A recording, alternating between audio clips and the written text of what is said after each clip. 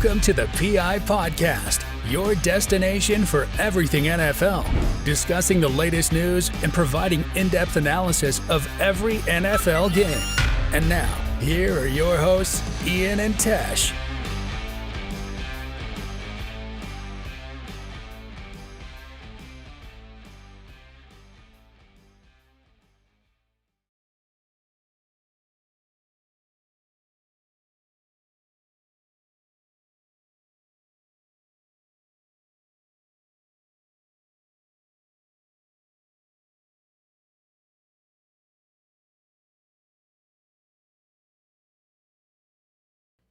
Hey guys, what is up? PI Podcast back again with episode 24, and today we have our special guest, Vital Elite. He's our editor. He's just an awesome person. He watches us all the time, here for every podcast and everything. He's a big supporter as well, so definitely would love to have him on the channel. So thank you, Vital, for joining us. Appreciate it. Anytime. Got a big Pittsburgh Steelers fan in the house. Yo, I gotta show you all my jerseys, yo. I got jerseys like crazy. Hell yeah, we can look at them. Yeah. We're gonna kind of focus on the Pittsburgh Steelers today.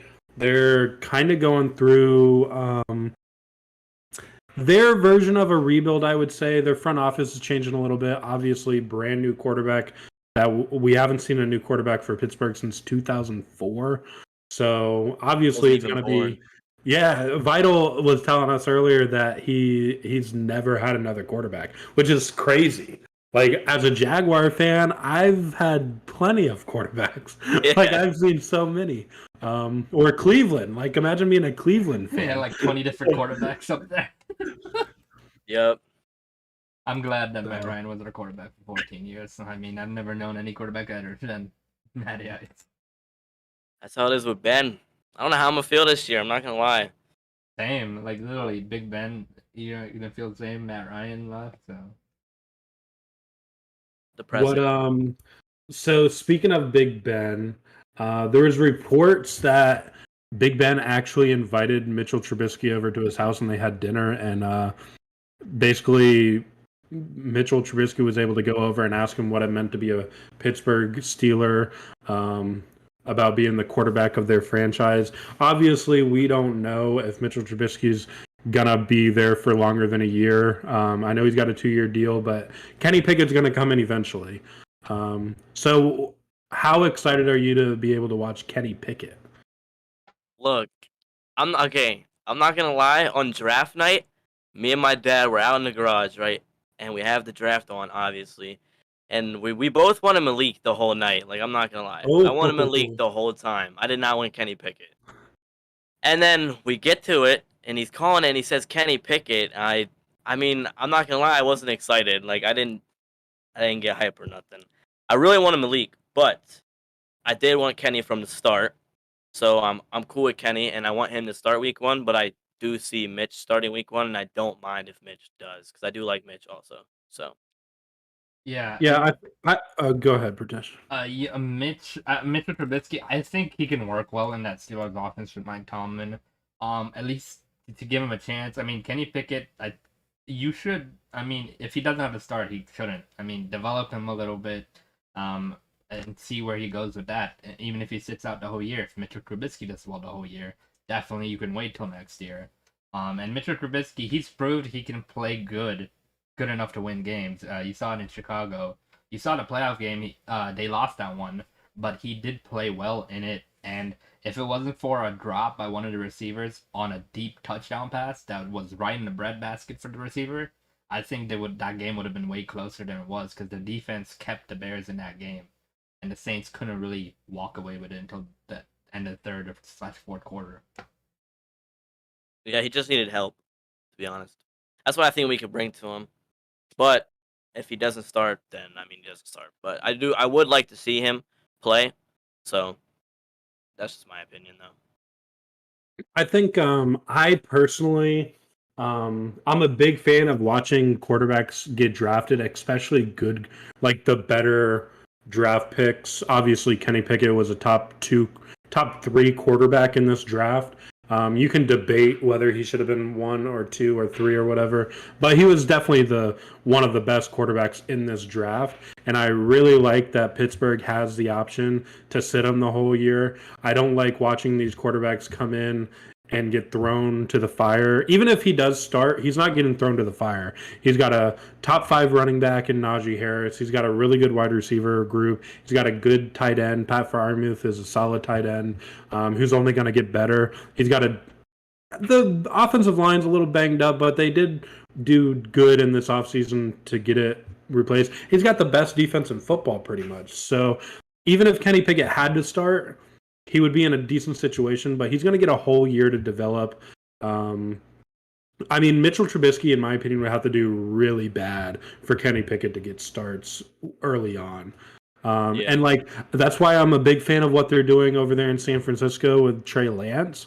They've got Jimmy G was able to lead them to the NFC Championship, and Trey Lance got to watch the whole time. He didn't even have to take any toll on his body. He didn't have to make any rookie mistakes. And now they have the option to start him or let Jimmy take over. And it looks like they're going to do Trey Lance. But I would really like to see the Steelers do that with Kenny Pickett. Let him sit the year. There's no rush. There's really no rush right now to get him in and start him week 1, week 2. Like, let him start halfway through the season, if anything. But that team's built to win. So whoever's going to be at the quarterback is going to have an easier time than maybe Trevor Lawrence, Zach Wilson. You know, them guys got thrown into a bad situation. Justin Fields even got thrown into a bad situation. Kenny Pickett has the best situation possible. Agreed. Yeah. But, I mean, week 1, though, against Cincinnati, I don't know if I want Kenny to play that game. No. So, I mean, that's going to be rough going into Cincinnati, a team that almost won the Super Bowl as your first game. Yeah, you definitely don't want a rookie quarterback there. Yeah. Especially against the team that was in the Super Bowl. It's a tough situation to put your quarterback in. So I really do think Mitchell Trubisky is going to start regardless. Yeah, I do too. And I won't mind it. Like I said, Trubisky would have to be terrible for Kenny Pickett to start. Like, Mitchell Trubisky would have to be throwing interceptions in preseason, like, left and right in order to Kenny Pickett to start. That'd be awful. But the good news is, regardless, even Mitchell Trubisky going in, he doesn't have to carry the team. The defense can carry. Najee Harris can carry a good bit. You don't have to. They all did last year. So. Yeah, exactly. They had a winning season, and Ben was on the decline last year because of his injuries. But I mean, look at what they did. They made the playoffs still, in a tough division. That's a tough division. Definitely a boring season to watch, though. I can't lie. A lot of the same for you guys over again. But your playbook's going to open up though this year. Regardless, yeah, you're going to be doing a lot more play action. I can see trick plays coming back because, like I said, Trubisky and Kenny Pickett are both more athletic than what Big Ben was in his final season. Yeah, true. And the defense, talking about the defense again, you got TJ Watt, you got Cameron Hayward on the line, you got a lot of people that know how to play defense on that. You got Minka Fitzpatrick and the safety. You still got some decent corners as well. I mean, that defense is just setting up Kenny Pickett, if he needs to start, to be in a position to where the defense will carry him, just like the San Francisco 49ers did with Jimmy G, to lead him all the way to the NFC Championship. I believe that defense could do the same if it's either Mitchell Trubisky starting or Kenny Pickett. Either one, they'll help win some games. Yeah, we need Tua back, though. There's a lot of talks about Tua coming back because, I mean, we sucked with the run game last year, like, badly. If we can get that fixed up, then I think we'll do good. We just need to get the run game figured out whenever we're getting ran on like crazy. Like in that Lions game, that's the only reason why we even tied, because their running game and Mason sucks. So yeah, that's pretty much why. And that game sucked also. I hated that game. Yeah, that was unfortunate because honestly, as a Jags fan, I'm not a big fan of the Steelers, but I felt bad for really both teams that game because the Lions were pushing so hard for their first win, and then to tie with how hard fought of a game that was, even though it was sloppy, that was a hard fought game for both teams, and I really Yeah, I mean, they missed the field goal by a lot. Like, it was a horrible try. And then Pat Fryermuth fumbled the game away. But yeah, the fumble, whatever. it was tough Dude. to watch. It was tough to Oh, my watch. God. All I wanted to do was just break something. Like, all that just to tie. That annoys me so much. Yeah, that's a very sloppy game. A lot of people expected the Steelers to win just because of the Lions. Yep. It's also Dan Campbell is a good coach. I really think he is.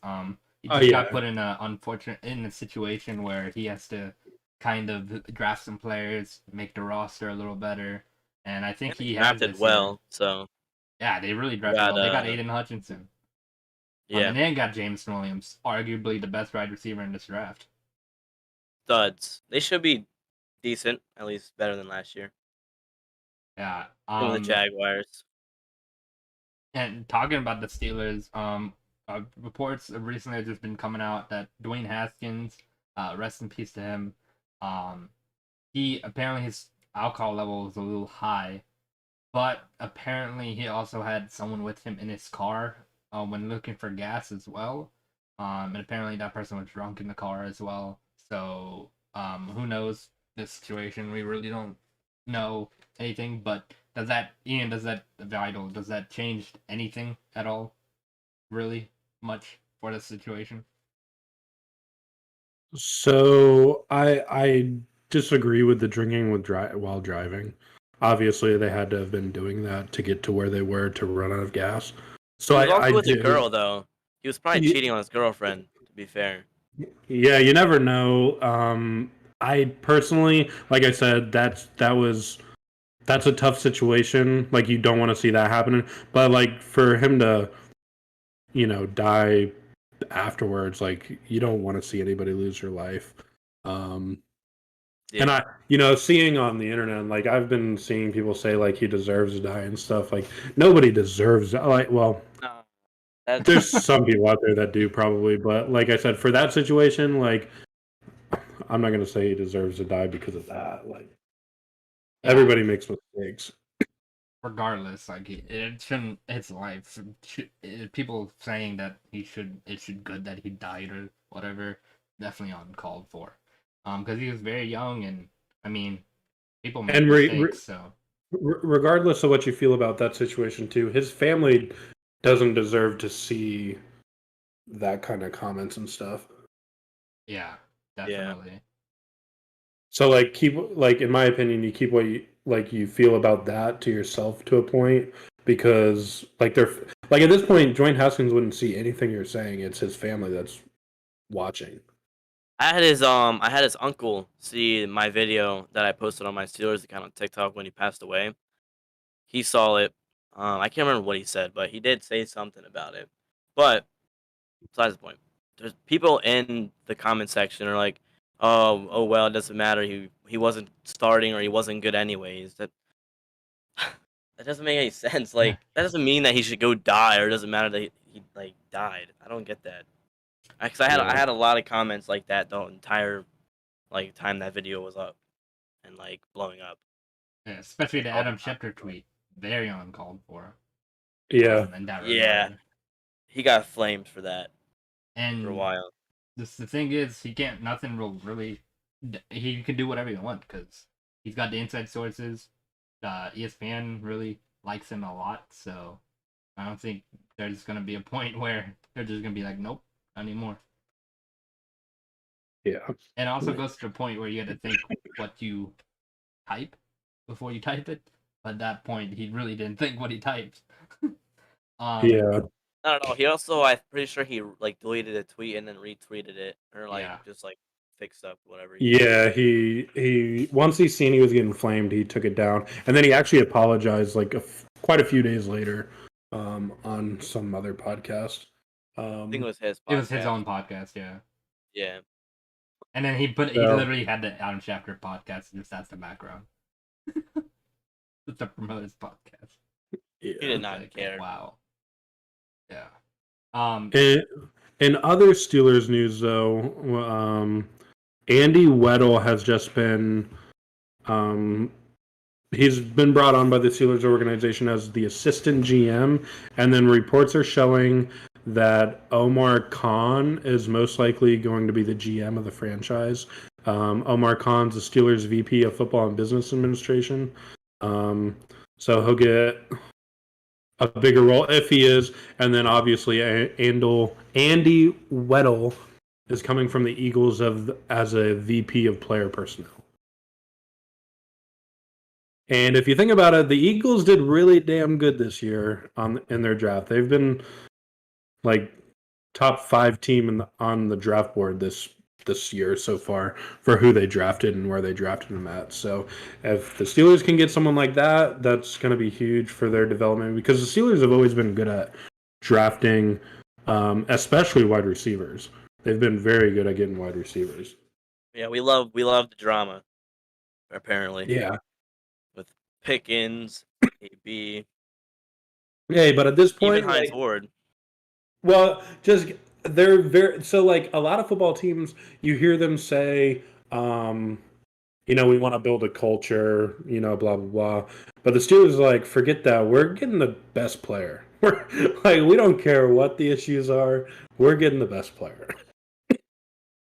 I like it, but I don't like it all at the same time. So it's a hit or miss. At least with AB, like, granted, there was issues when he was leaving the Steelers, but like he really took a screw loose when he left. Like after that, then he started going off. So maybe the Steelers got rid of him just in time. Maybe a little too late. But I mean, then look at what he did afterwards. I mean, he went. There's so much that Antonio Brown did that, like, I think a lot of people forget. Obviously, he went to the Patriots for a little bit. Then he went to Oakland.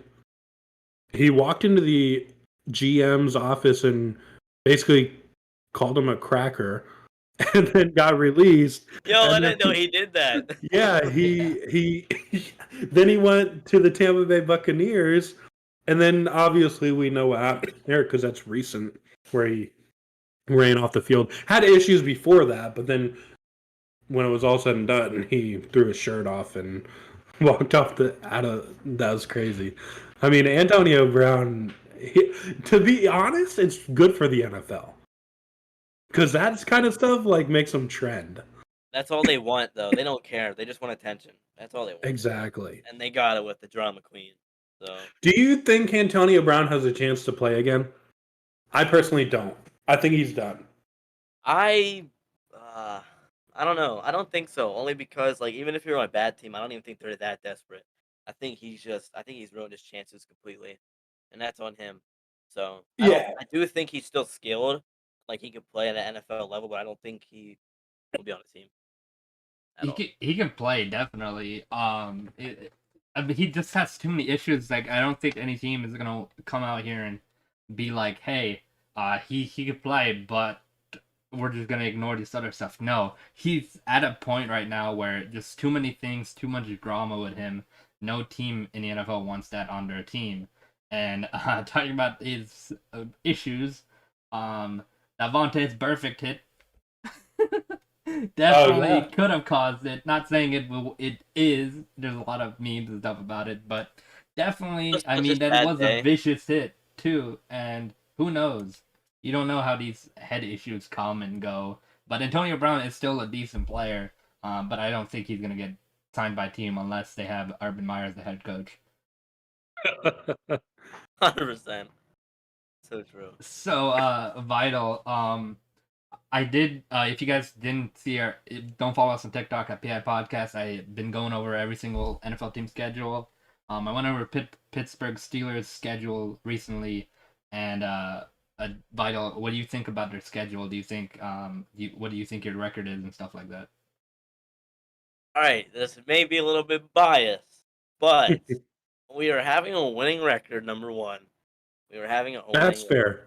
Okay? That's fair. I'm putting that out there because we're not losing. We're not having. That's not happening anytime soon. But I also we're also not going last in the North. I hate all that talk that we're going 7-10 or 5-12 and going last in the North. I don't know how anyone sees that as a possibility. I got us going 10-7 or 11-6. Ooh, all right. That. So let me ask you this thing. Then. My low. We're gonna dissect this a little bit.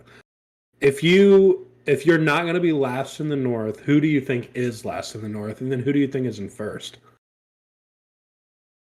Well, you know what? As much as I don't like to say it, I think Baltimore takes it. Okay. Mainly because I hate Baltimore the most, like out of any team in the entire world.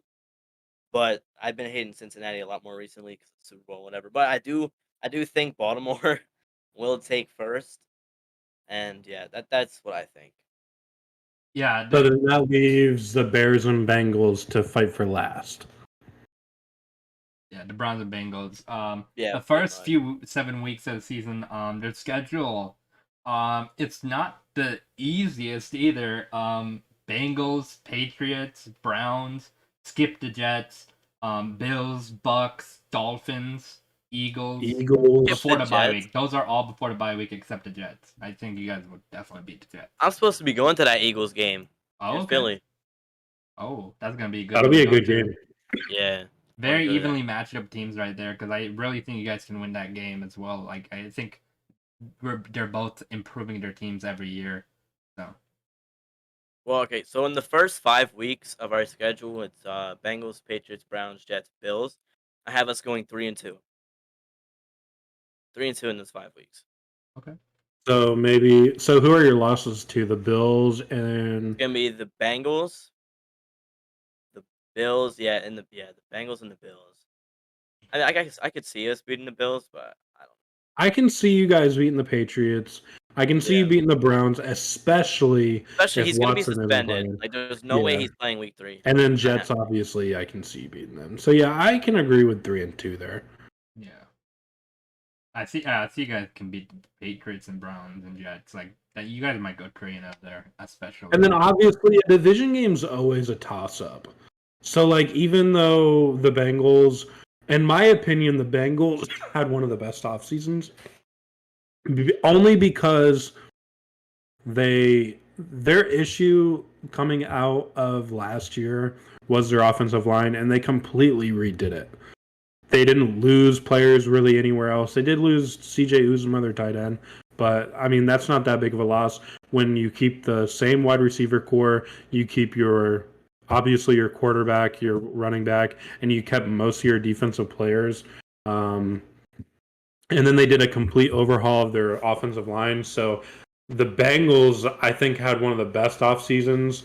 But like I said, regardless, division games can go either way, anytime. I'm also pretty sure they got like the third hardest schedule too this year. Yeah, the Bengals are probably gonna have a tough one. I gotta look at their schedule. I haven't looked at theirs yet, but yeah, they have a really tough schedule. There's some stretches where they could lose a few games in a row, possibly. Especially the with Bengals have a lot of primetime games too. Yeah, Steelers have 5. We're Yeah, tied with a whole bunch of other teams for the most. You know how many primetime games the Jaguars have? Oh, I want to say 0. I think we have a Thursday night game. That's it. Same as the Falcons. We both have. I don't even think the Lions have any. Actually, the Lions don't have any. The Lions don't have I don't any. think they do. And then Dan Campbell came out and said that well, let's go. I like 1 o'clock games because you don't have to wait all day and rest more. You don't have to wait all day to lose. That's if I was a loser, I probably would say the same thing. I'm just kidding. I really do like the direction the Lions are headed. I think the Lions. I like Dan Campbell. Obviously, there's question marks around their quarterback, but they got the best player in the draft in Aiden Hutchinson. DeAndre Swift is decent. They've got a decent wide receiver core. They've got a decent offensive line. I mean, really, and their division's not that hard. I mean, obviously they're playing Aaron Rodgers all the time, but I mean they have the Bears. Only competitive with the Vikings. Exactly. So like Rodgers. the Vikings, I think the Vikings are going to start declining a little bit. I mean, I think it was a good idea to move on from Mike Zimmerman, but I don't know. I do like Kirk Cousins as a quarterback. I think he's underrated, in my opinion. I think a lot of people give him slack for. Really, he's a safe quarterback. I He agree. doesn't, So. you know, and really, I do understand. You want a guy that isn't afraid to take the risks, but at the same time, you don't want a guy that's taking too many like Carson Wentz.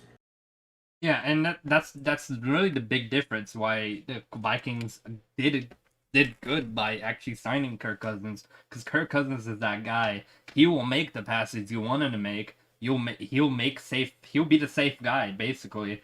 He'll take a might check not, down. yeah, He'll take a check down. He he'll doesn't take care. the check down if he wants, and also he won't.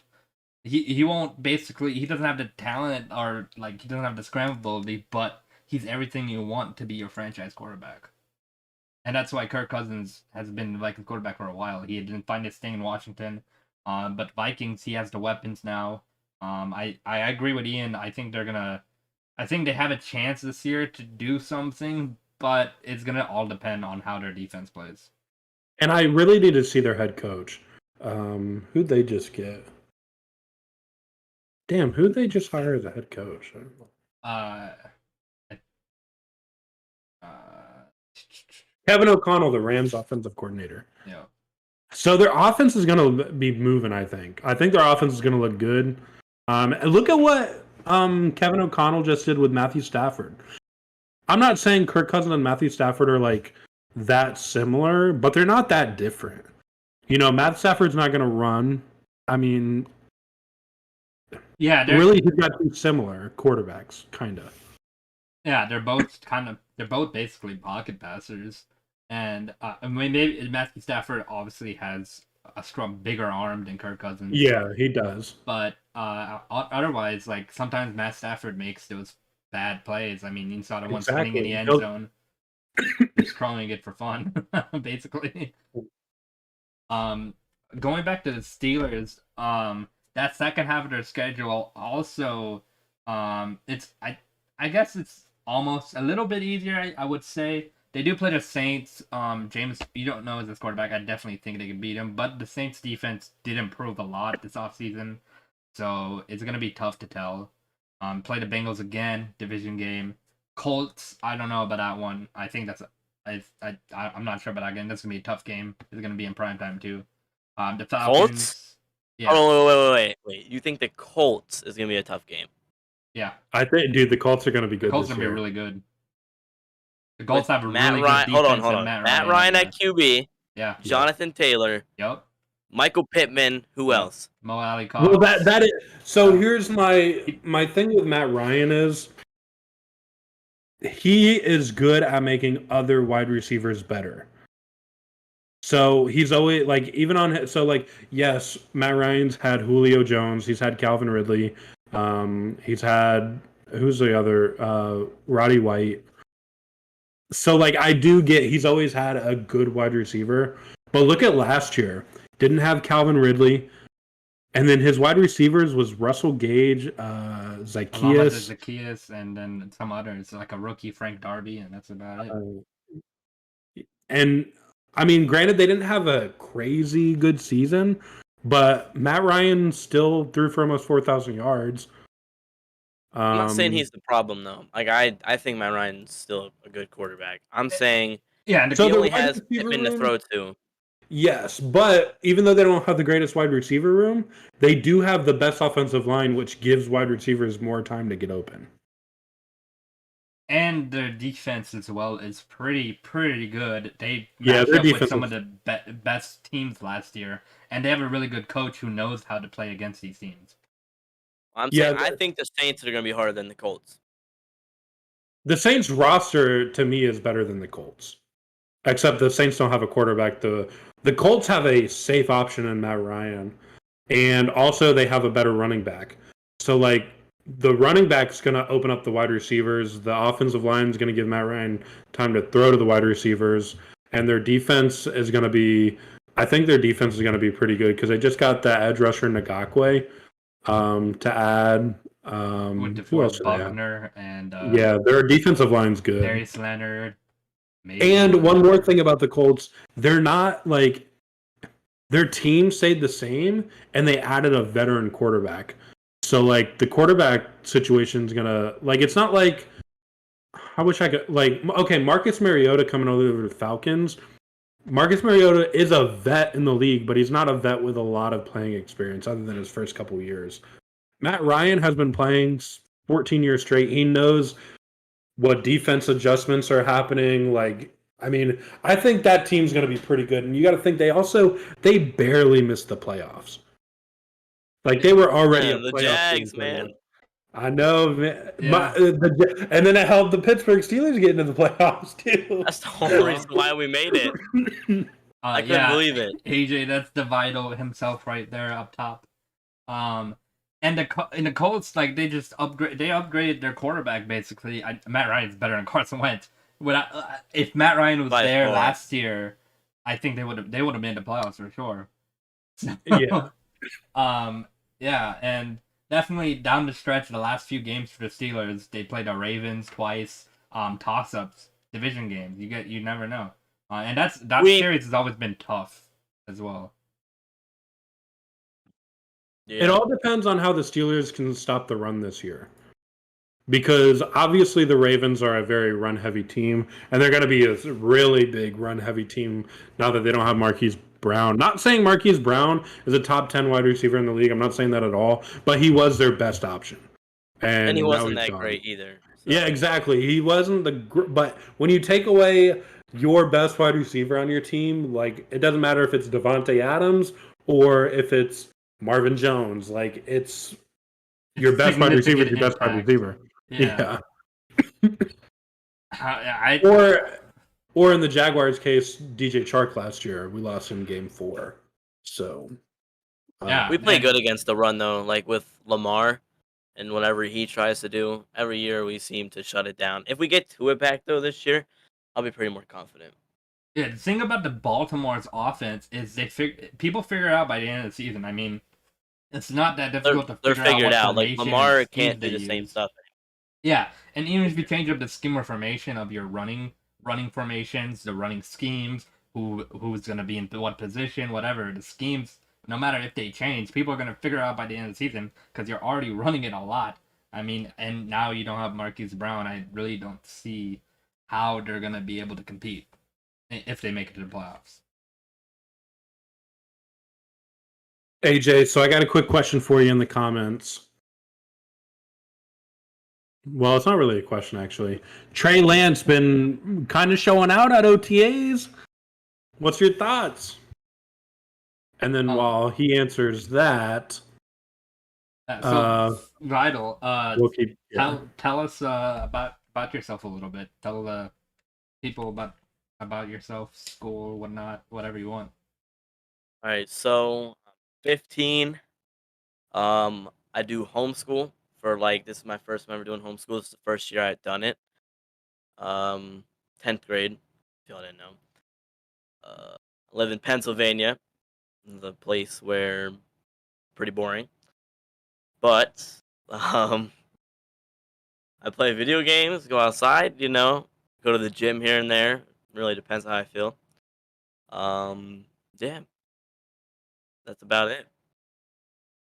All right, and then what is you're part of Vital Esports? Yeah.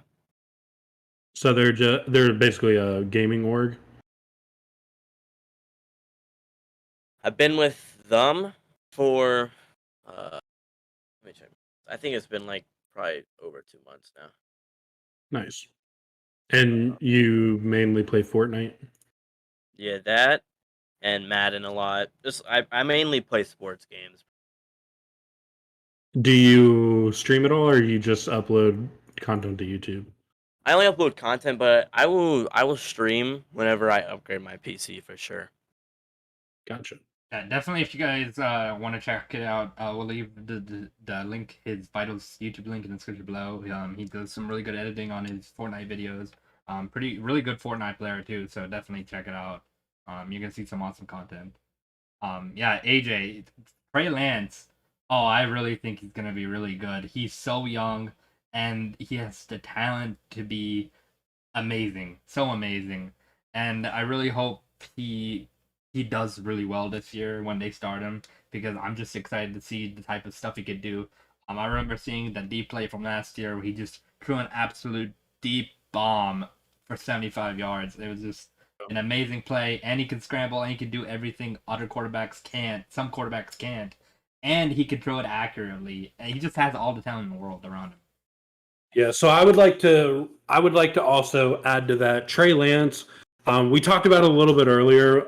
We were talking about Kenny Pickett.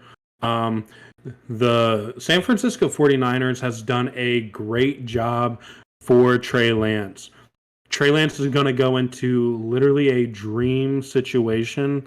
He didn't get thrown in. He didn't, get beat up on with a bad team. He's on a good team. He was able to develop a little bit on the bench, watch how Jimmy G composed himself. And like I said, regardless of what people think of Jimmy G, the dude's a veteran. He knows how to conduct himself on the NFL field and off the field. You never hear of issues with Jimmy G. So the San Francisco 49ers did a great job doing that. Really hope to see Debo play, because I would love to see a Trey Lance just dump off to Debo and let Debo do his thing. I think their offense has a chance to be electric, because Trey Lance has something that you can't teach, and that's athleticism. Sorry. There you go. The dude's a athlete, and that's gonna be fun to watch. Like you said. I don't know.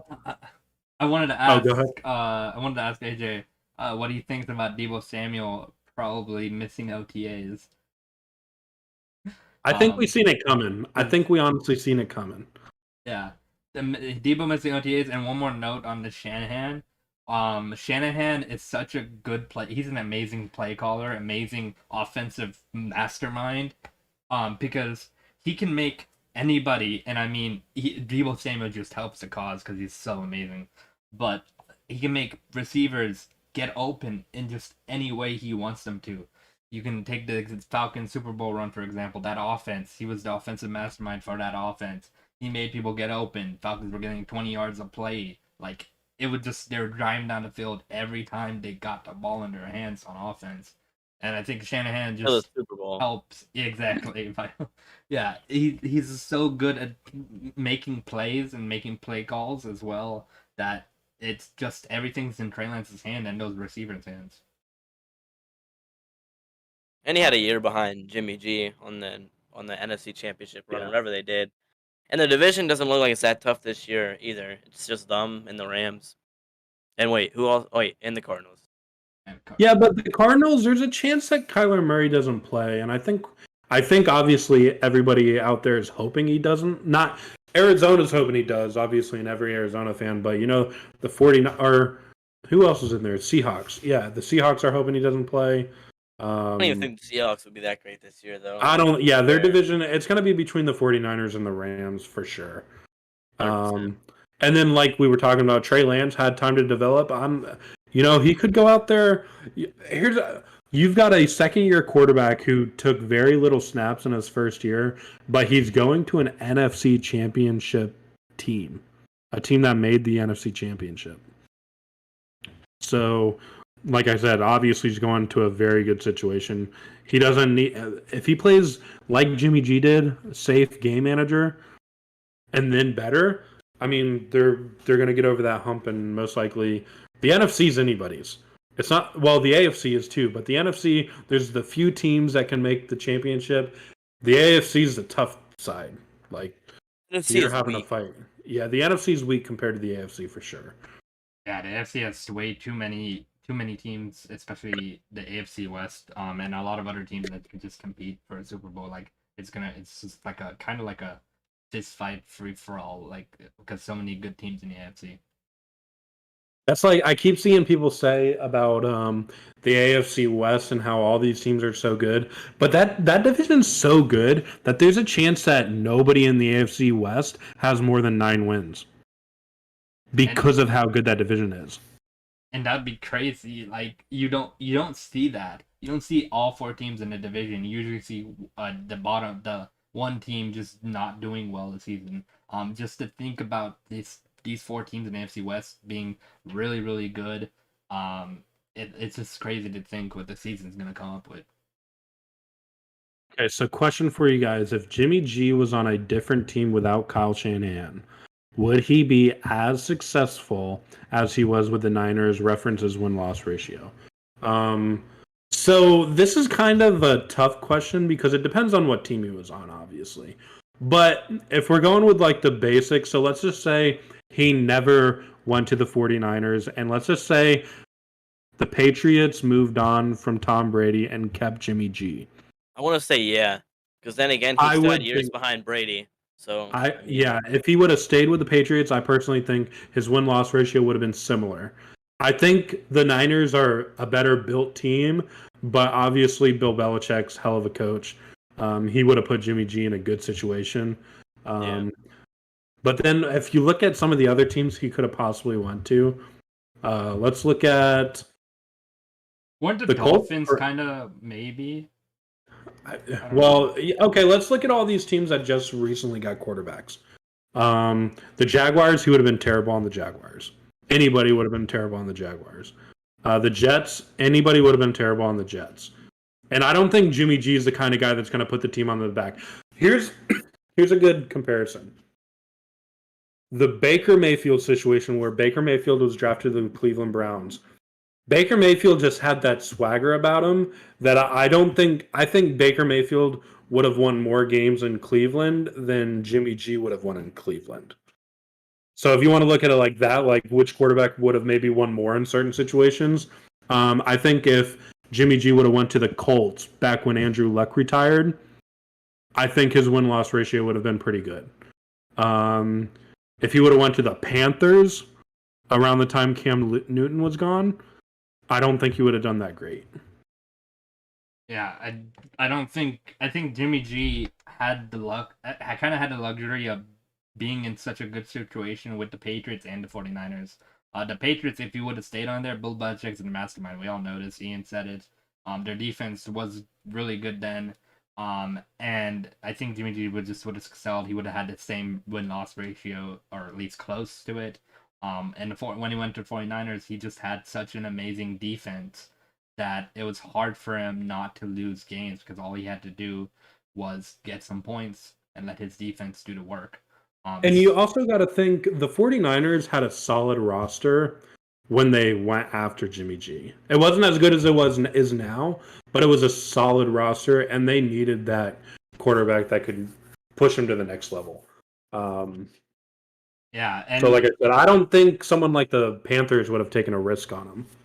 Yeah, Jimmy G, if you want to went to any of those lower end teams, I don't think he does well because definitely it's the team around him. It's not just Jimmy G, and I don't think Jimmy G himself can lead a team if they had no defense or if they don't have any of the defensive weapons or even the defense that 49ers have or the Patriots had.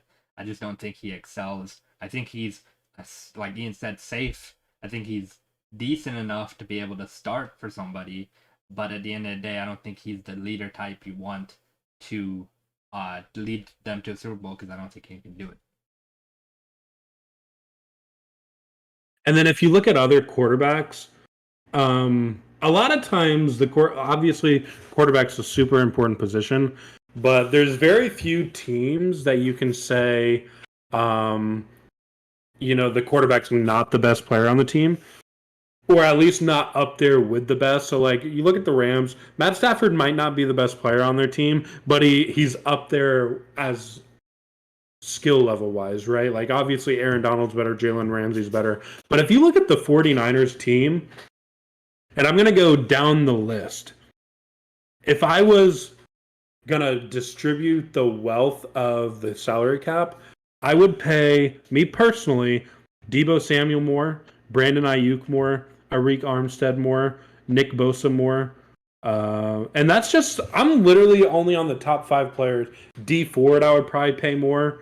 Robbie Gould. Wait, D Ford over who?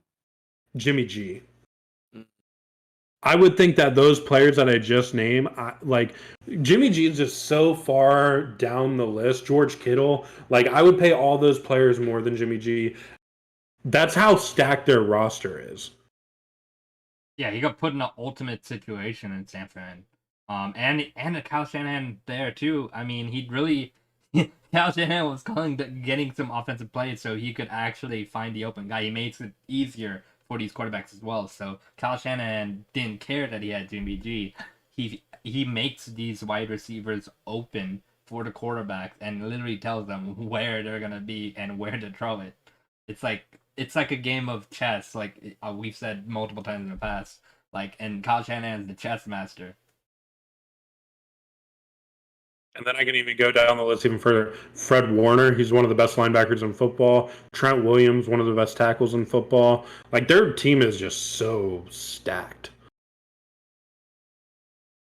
Yeah, it's going to be so interesting to see Trey Lance in that system now, because he has the chance to excel just so much, especially with that defense as well. I mean, if he makes the second year mistakes, hey, they have defense enough to carry him, so I mean, it really won't matter at that point.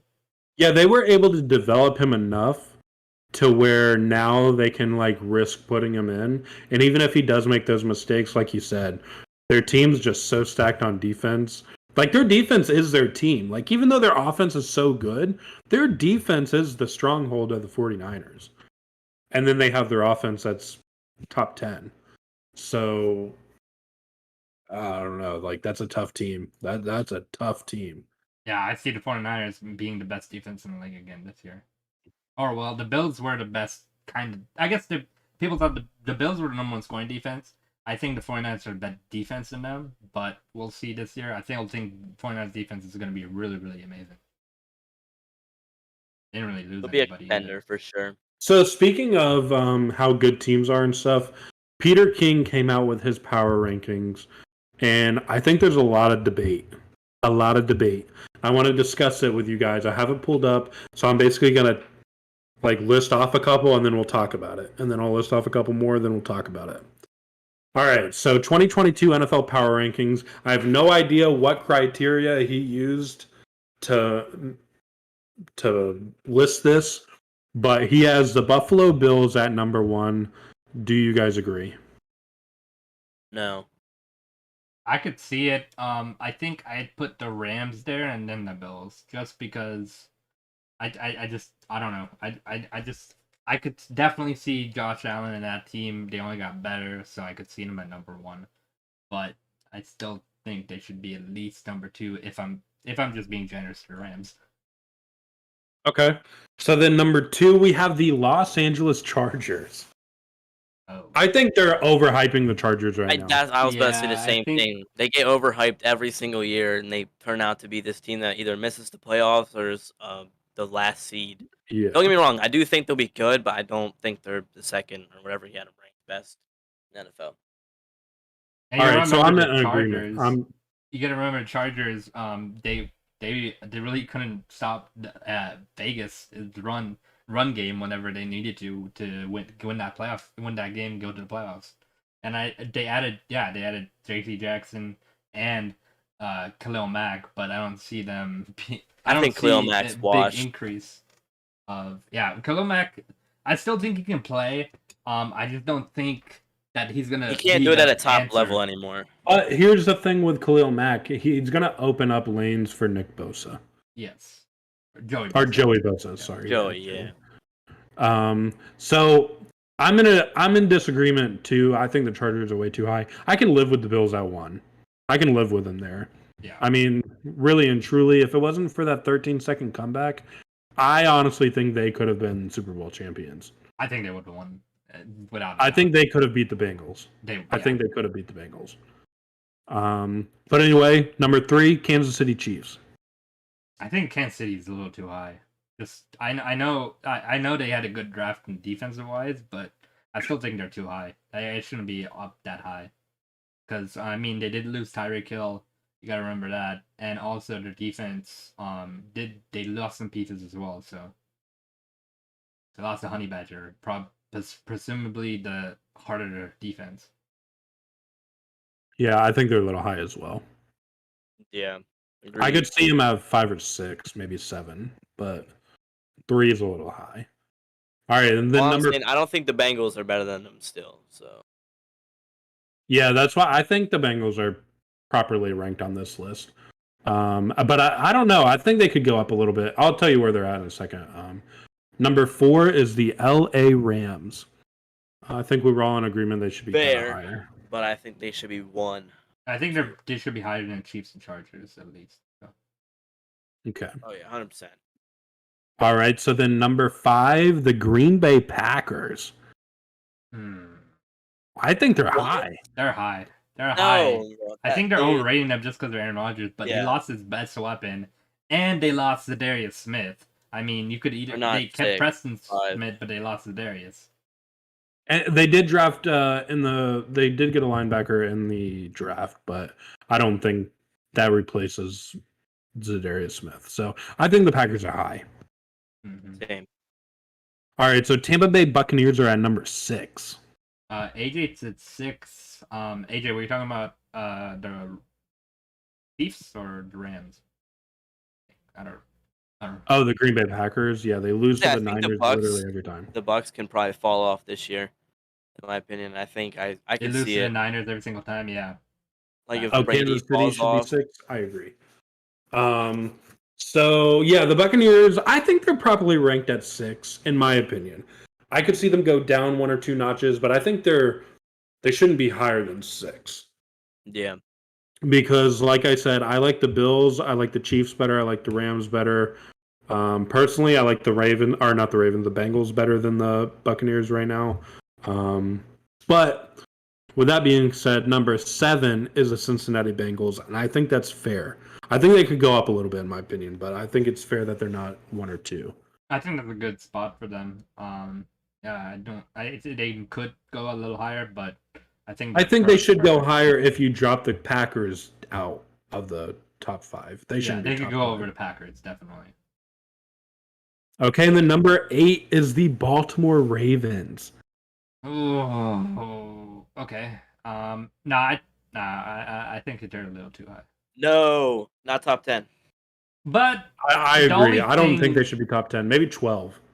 Yeah, 12 or 13. But the only thing their defensive roster looks really, really nice. Their defense is nice, but I wouldn't put their defense above the 49ers, who are below them.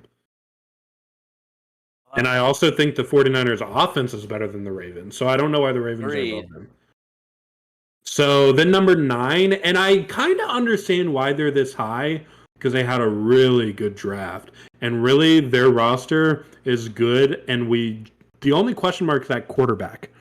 Is the Philadelphia Eagles at number 9? No. I see why Peter King put him this high, but at the same time, I think they're more of a 12 to 14-ish team. I don't think they're. I can see that too. 10. I see why. Like, I'm the same way. I see why. Because if Jalen Hurts plays at the level we think he can, or we expect him to, or like we expected him to when he got drafted, then yes, 9-8, that's fine. Yeah, I mean, they made the playoffs last year, and they really shouldn't have. But I mean, they're in an easy division. Like, they're gonna have an easy time, I think. Yeah, and Jalen Hurts has all the potential around him. They just added AJ Brown too, so he has another weapon to add to his list. They got Dallas Goedert, Miles Sanders. Exactly. Miles Sanders isn't the greatest, but but he's average. I mean, he's better than average. Good enough. They have if they don't a running win the game. division this year, then that's disappointing. I think they should sweep the Cowboys this year, and if they don't, then that's the Eagles for you. So then number 10 is the San Francisco 49ers. I think they're too low. Yeah. Even if Trey Lance starts or Jimmy G starts, I think they're too low. I would put the 49ers over the Eagles and Ravens anyway, so. Yeah. And the Packers, especially, yeah. Yeah, the Packers, in my opinion, should be number 10, if that. Yeah, the Packers are way too high. Number 11, this is going to piss some people off, New Orleans Saints. Yeah, no. They're like 17 to 20. Yeah, I don't. Honestly, I don't see them that high. They're way too high. I don't think they're there, but I do think they're top 15. I don't see why they would be. They don't have I do understand that the argument is always Jameis Winston can throw for 5,000 yards. He can also throw for 30. Exactly. So, but also, like, it's also their defense, the names. I think that's why people just rank up so high, because of the names on defense. Yeah, but you got Marcus May, you got Tyrann Mathieu now, you got Cameron Jordan, you got Demario Davis, you got some of these good defensive pieces, but I mean, they're just names. You never know how they're gonna mesh together because sometimes you could have all the best players in the league, but sometimes they don't. Sometimes they don't mesh and they won't work well together. So they could be the worst defense in the league. You don't know. I think Winston will be good this year, though. I I mean, think he'll be he has solid. targets. There's a good defense. I think he's had time to settle down. He You was know what good I'm last saying? year until he got hurt. Yeah, he destroyed the Green Bay Packers week 1. Exactly. He threw for 5 touchdowns. And everybody thought Aaron Rodgers was like washed. And then obviously he and then made they the won playoffs. like almost every single game after. Yeah, exactly. But the way if they play like they did week 1 last year though, dude, they will be tough. But okay, so then number 12 is the Tennessee Titans. I feel like they're so overrated like every year. Like I feel like last year they're the 1 seed. They should not have been the 1 seed. They shouldn't have, no, 100%. And I'm obviously a Jaguars fan, so I don't like the Tennessee Titans. But the fact of the matter is, they're at 12, and when I name the teams that are above them, it's probably equal for them to be at 12. I can't. But after the offseason, at 12, but I think they should be in 15 or 16. So the Titans are at 12, and then you have... I'm just going to list off these teams fast, but I'm going to go back and talk about them. But the Titans are above the Raiders, the Broncos, the Cowboys, the Dolphins, the Patriots, the Browns, the Colts, the Cardinals, the Steelers...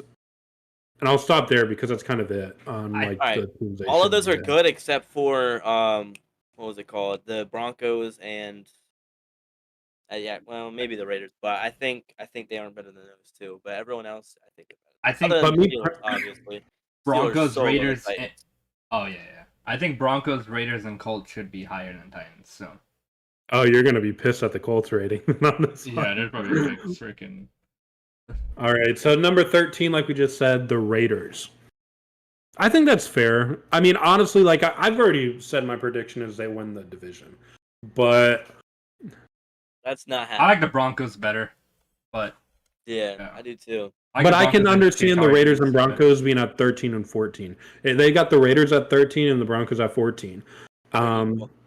Yeah, because honestly, the Broncos just aren't very good in any category, I don't think.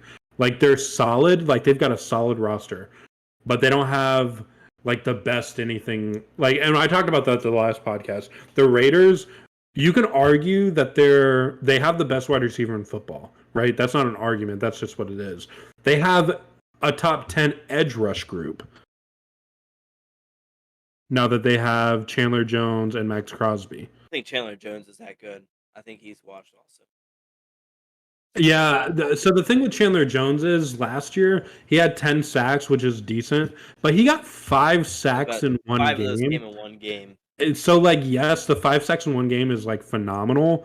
But, like, really, when you look at his entire season as a whole, take that game away, you're like, damn, this guy got 5 sacks in 16 games. Yeah, I'm just a little concerned with the Raiders' defense. I think I'm taking every day. I'm taking Broncos defense over the Raiders defense. That's just at the end of the day what I like. I like the Broncos defense better. Their secondary is really nice. I'm so high on Russell Wilson. I expect him to just have a really good season. So, what I say? I know we ranked this division like I don't know a while back, but I know we ranked them, and I think I put the Chiefs last and put the Raiders above the Chiefs. So I think I did Raiders, Chiefs, Broncos, or I did Raiders, Chiefs, Chargers, Broncos. I can't remember, but I did something similar. Yeah, pretty sure I did Broncos, Chargers, Raiders, Chiefs.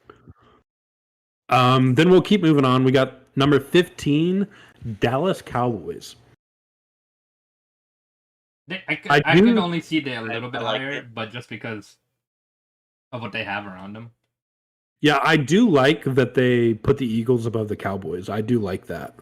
The Cowboys, they lost their best tackle. They lost 2 of their wide receivers. Zeke, who knows if he's going to show up this season.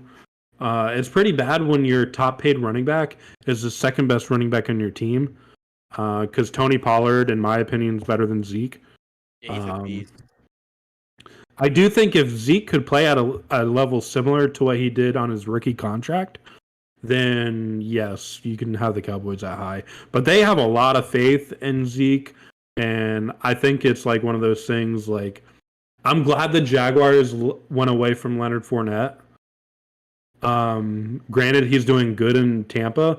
He wasn't doing that in the Jacksonville Jaguars when he had the workload. The problem is the Cowboys keep giving Zeke a workload when he shouldn't be getting a workload. Yeah, the difference that Leonard Fournette wasn't doing good also was because the Bucs have a way better O-line.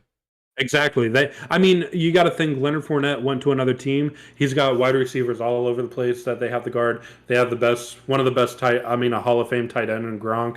They have the Hall of Fame quarterback. They're not guarding the run. When they play the Cowboys this year, they're going to be guarding the run because now who do they have? They have Michael Gallup and CeeDee Lamb, and that's it, right? They got rid of Cedric Wilson. They got rid of Amari Cooper. And so we'll see how the Cowboys go, but I like them at 15. Yeah, I see them. I could see them at least a few higher, but yeah, they're right where they need to be. And then number 16 is the Miami Dolphins. See, my thing is, I think the Steelers are better than the Dolphins. So, well, here's my thing with the Dolphins. This is a power ranking. So, yes, I do think the Dolphins have a good enough roster, even if you take Tua out of the picture, to be that high. Their roster is very good now. Yeah. They just picked up Tyreek Hill. They got Teron Armstead. They got the best tackle in free agency. They just Cedric Wilson, Xavier Howard to a new deal too. Their best corner, which is a really good corner too. So they picked up 2 new running backs. Yeah, they have Raheem Mostert and they have Myles Gaskin too. So, and then they have that third string they picked up as well. Didn't they just pick up Chase Edmonds? Yeah, they picked up Chase Edmonds too. Dude, they're stacked at running back. They're literally stacked at running back. Tua doesn't have to throw the ball. They're not that good either, though. To be fair, but you have 3 decent running backs to share the load. Like, that's going to be huge. Tua's not going to have to throw the ball, and even if he does, he's got Tyreek freaking Hill. That's if he hits him in stride. To be fair. That is true. You got to get used to throwing like pretty much overthrowing for Hill to just get it. But like I said, as a power rankings, their roster deserves to be this high, in my opinion. Yeah, I do think they have the Steelers too low. Like when you see where the Steelers are, you're gonna probably flip shit. So number 17 is the New England Patriots. See, I think the Steelers are better than them too. See, I think we should be at 17, 16. I like the Patriots where they are actually. I see. I think they should go a little lower. I would go a little lower, but not much. I see where they're at 17 because you still got you got Mac Jones who's playing well, and now you got him a weapon in Devontae Parker. They're just Bill Belichick's a mastermind. He added some pieces.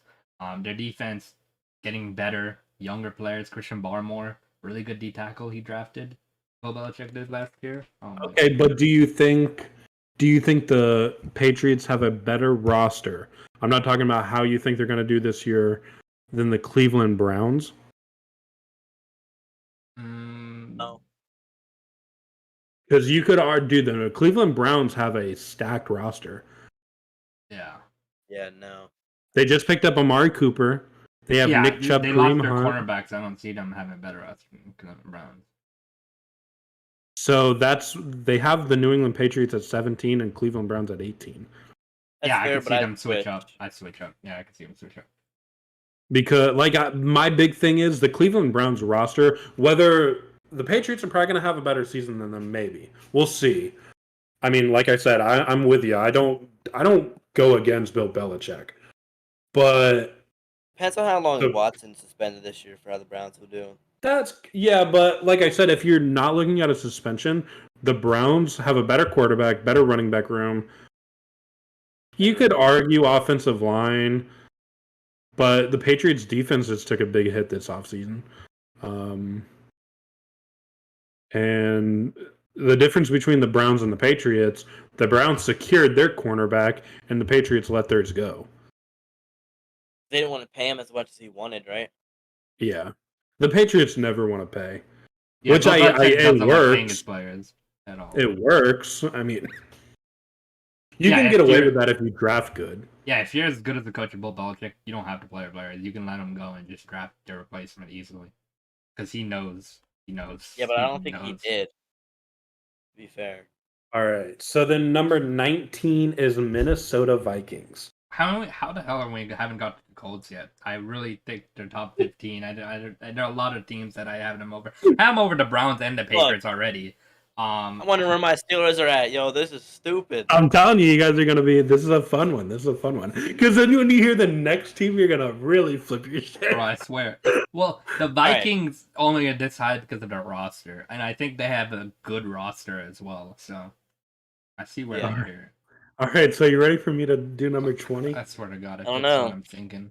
If it's who I'm thinking, I'm gonna. The Detroit Lions. No. You got the Detroit Lions above the Colts, the No. Cardinals, That's the that's Steelers. gotta be a joke. That's gotta be a joke. There's no way anyone thinks that they are better than us roster wise, anything wise. That has to be a joke. If someone wants to. There's no cook way it, he's but, being like, serious. There's no way. The Lions, bro. There's no way the Lions are up that high. So you don't agree? Where should the Detroit Lions be? 32. What number are they? What number are they? They're at 20. They're at 20. At 20? I think they're 23 or 24, honestly. Yeah, because when you start seeing the bottom 25, like, yeah, the Lions are probably better than the Jets. They're probably better than the Bears, the Jags, Texans, Panthers. Like, I can put them above. I can see the Lions being above them roster wise. That's it. But Only above them. so then 21, we've got the Indianapolis Colts finally on Oh my this list. God. Where Dude, the this hell is are the top Steelers? 15, bro? top 12 team right there. Colts. They should be Pat way McAfee higher. did this exact thing and he flipped They're out. way higher. He Oh was like, my what? God. How do you He's- not see Matt Ryan's there? You got Michael Pittman Jr., you got DeForest Buckner, you got Yannick Ngakoue, you got that Darius Leonard, you got that whole offensive line with the best guard in football. You just got a Jonathan Taylor. You got a decent. Oh my God, I don't know. Lions are better than the Colts. Wow. Oh Wow. my God. Yep. All right, and then number 22, the Arizona Cardinals. And I think they're too low. bad. Yeah, I that's, think that's horrible. These three teams, 21, 22, 23, should be at least in the teens. But they've got the Arizona Cardinals at 22, and then finally at 23, the Pittsburgh Steelers. Let's go! Finally. But that rating is awful. I agree. We're better I than think the Colts, Steelers than the Lions. better than the I don't see the Lions, Colts at better all. than the Cardinals, we're better than anyone up to like 17, 16. Swear to God. Yeah, your defense alone, and then you have a top. Honestly, Najee Harris has a chance to become a top 5 running back. Yeah. 100% Najee Harris this is year. really good. Breakout year. So then at 24, you have the New York Giants. Oh my God, how the hell are they not third? I'm glad we're not ending. Don't have lower a than that. defense. That's Okay, awful. Ian, name 3 people on their defense. Jabril Peppers. He left. Oh, he left. I think so. Don't they have the Leonard dude or the dude with? Leonard Williams? defense Yeah, they have Leonard Williams. Yeah. Don't they have Brandon Jacobs, the linebacker? I don't know. Do they still have Landon Collins or? Landon Collins No, left. Or yeah. he's a free agent. I can't Alright. even name like 4 players. I know. I can name Evan Neal, Daniel Jones, Saquon Barkley, Kenny Galladay, Sterling Shepard, Blake Martinez. That's the one I was thinking of. Not. Oh yeah. Yeah, that's it. Not Brand. I don't know why I said Brandon. Whatever I said. I don't know why they're this high. I mean, like they're not. We're almost done, but they're a little high right here. All right, and then number 25, you've got the Seattle Seahawks. Fair. Yeah, I think they're better than. I think they could be better than the Giants, but I think it's fair. All right, so then we've got number 26, the Washington Commanders. Okay. I've I seen think that with better their than that. defense. Yeah. And scary. Honestly, their bottom 24 like list, I can see. Like I can see why they have them there. I just did Washington Commanders, right? Number 27 is the New York Jets. After their draft, I can see them being higher than the other teams. Yeah, they can probably be a lot better. Their draft, I like before the draft, I would have had them at 31 or 32 or 31 or 30. But the fact that they just got 3 first-round draft picks that are all going to be instant starters, and they were all like, I mean, Sauce, top 2 corner in the draft. You got Jermaine Johnson, top 4 at his position in the draft. And then who else did they pick up? They picked up a wide receiver, right? I think they picked up a running back. They picked up in the third.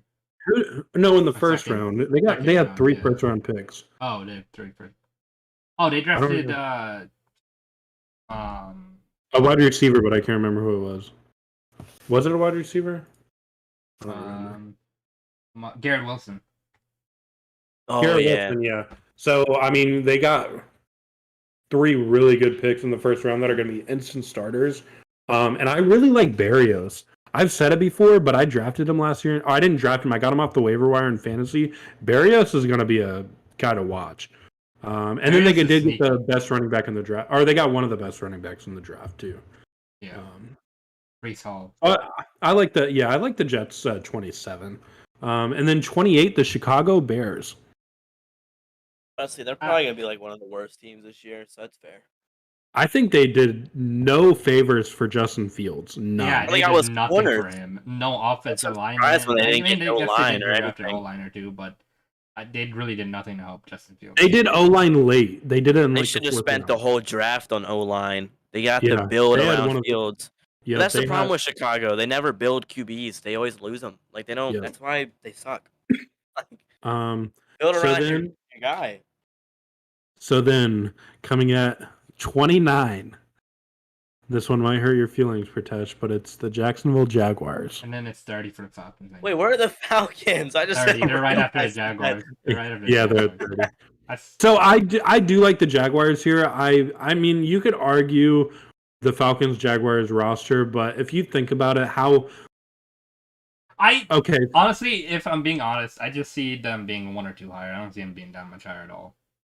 No, I like the Jaguars and Falcons like right next to each other. I think the rosters are similar. But I just think the Falcons are just it's like 1 or 2 higher. That's it. See, the only reason I could actually argue this for a minute. We got the 2 of the top 3 middle linebackers in the draft. We got the leading tackler linebacker in free agency in the entire NFL. We got a run stuffer D tackle from the Jets. What was his name? Not Alua Khan. He was a linebacker. You guys get the Futoski. Yeah, you guys got him. We got Darius Leonard, corner from the Rams, who was the second best corner on the Rams. Darius Williams. Darius Williams, yeah. Not. We've got Trevor Lawrence, obviously. We've got a running back. Dude, look at this running back room. James Robinson, Travis Etienne, and Snoop Connor. They're a good running back room. Our offensive line, we have the best guard, one of the best guards in football. I'm not going to say he's the best. If he stays healthy, he can be one of the best. Brandon Scherf. Let's see, defensive side of the ball. Shaquille Griffin, he's a good corner. Safety room, we got Andre Sisco, Tyson Campbell, 2 really good second-year players that are going to hopefully shock the NFL. We just had back-to-back number 1 overall picks, so we got the best players in the draft at 2 years in a row. Granted, the Trayvon Walker was a stretch, but if he plays like he should be able to play, paired with Josh Allen, I mean, our edge room has potential, a lot of potential. We just don't know how it's going to be yet. So, I mean, when I look at that and then I go look at the Falcons and there's a question mark at QB, and Cordell Patterson is a phenomenal player. I really like Cordell Patterson. He carried me in fantasy. I really like Cordell Patterson. But he's not your typical running back. which causes a concern at running back position. Yeah, and we just drafted a really good running back in Tyler Algier. I think second or third best running back in the draft. I do really like him. But also we got arguably the number one receiver in draft, Drake London. We still have Kyle Pitts. That's true.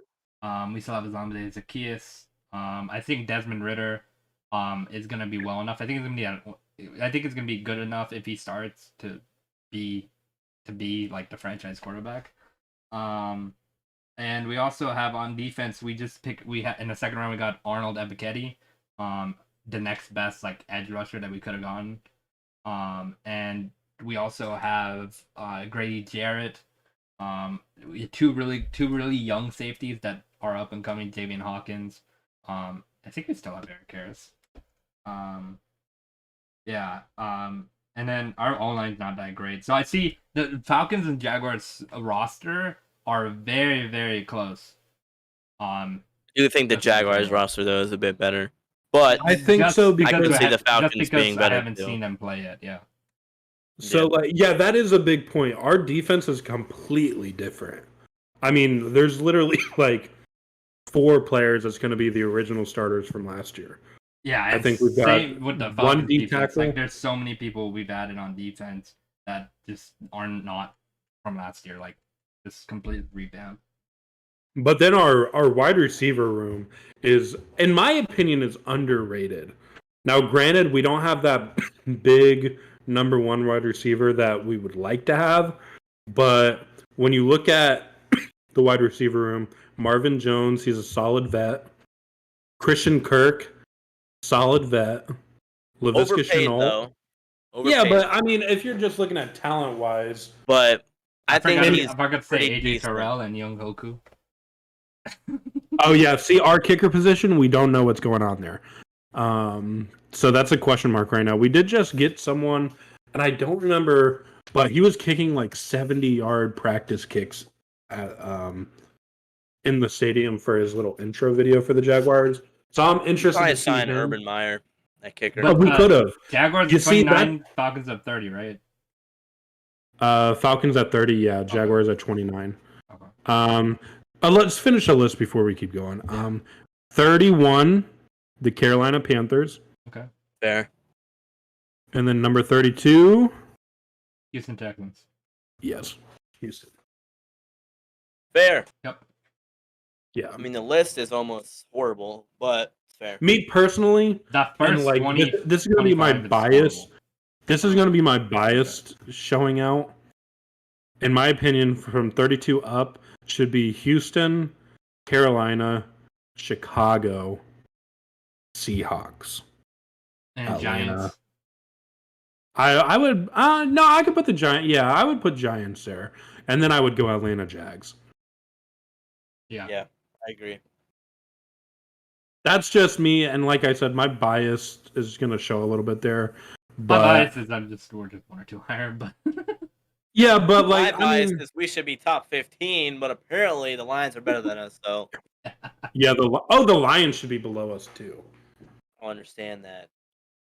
I mean, I don't know. I that Lions one like blows my mind at number 20. I don't think they had that good of a draft. Granted, they got Aiden Hutchinson, which could haunt us. and Jameson Williams. But Yeah, and they got so, DJ Chark now, so like. I guess. But Yeah, but we But- got TJ Watt, we got Pickett. But DJ Chark, in my Like- opinion, is not better than Christian Kirk. they're around the No. same, I believe. I think they're No, but I think Kirk's better. Kirk's I like better DJ. and healthier. Yeah. DJ Chark has only had one full season in 4 years. And that was his rookie. Was it his rookie year? Maybe it was his second year. Either one. But, like, I don't know. As a Jaguars fan, obviously we're going to keep getting hate until we prove that we're going to be good. But, like, it's so frustrating watching some of these because, like, yeah, Christian Kirk is not the best wide receiver in the league. But Doug Peterson is did a mess up the market. good-ass offensive coordinating coach. Super Bowl Like- winner. Look at what he did with Nick Foles. Yeah. Look at what he did with Carson Wentz. That the Colts couldn't do, and the Colts have a better roster than what the Eagles had back then. Yeah. He'll be good. I don't know, man. I can't. Well, that was before We'll Carson Wentz see. tore his ACL. After he tore his ACL, he wasn't the same Carson Wentz. Yeah, but he won the Super Bowl splitting reps with a quarterback. Yeah. That's unheard of. To have two quarterbacks, like I would love to see how often that has happened in any sport when a quarterback goes down. Obviously, Carson Wentz was having an MVP type year. He goes down, and then the backup just takes him to the Super Bowl. I think it's only happened once before, and I think that was the Patriots with Tom Brady and Drew Bledsoe. There you go. Better in black and yellow, can't lie. But pretty cool. I really like black and red colors. Those just mix really well together. For some reason. Vital. Didn't you say you had some questions for us? Oh yeah, let me pull those up. I got my notes. All right. So Vital has some questions for us. May expose us, Ian. Should have be been prepared. the Niners. Alrighty. Should have been the Niners. Oh. Okay. You guys may have answered this like yesterday, Oh, that's fine. but Okay, go ahead and ask are me you then. guys gonna do more vlogs? Yes. Yes. Definitely we're already planning on I think we're gonna be blogging a lot more of our pack hunting, especially. But also we have some ideas for different types of vlogs as well. So you guys will definitely see that. Were y'all nervous to start going live on YouTube? Like, you guys, like, were y'all good or what? From me, no. Because I've kind of streamed on Twitch for a while with my webcam and stuff. Now, granted, like, if it got to a point, like, I'm one of those guys, like, I go on TikTok and, like, people will comment on my shit and, like, make fun of me and shit.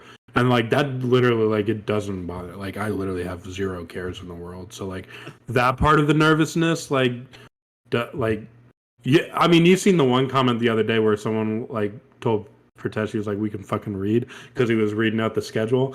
And, like, Read this ratio. yeah, and I just said read this ratio. But like that's how I like even in real like I'm the same way. Like if someone can say something to me and I'm just like whatever. Like Yeah, I wasn't nervous.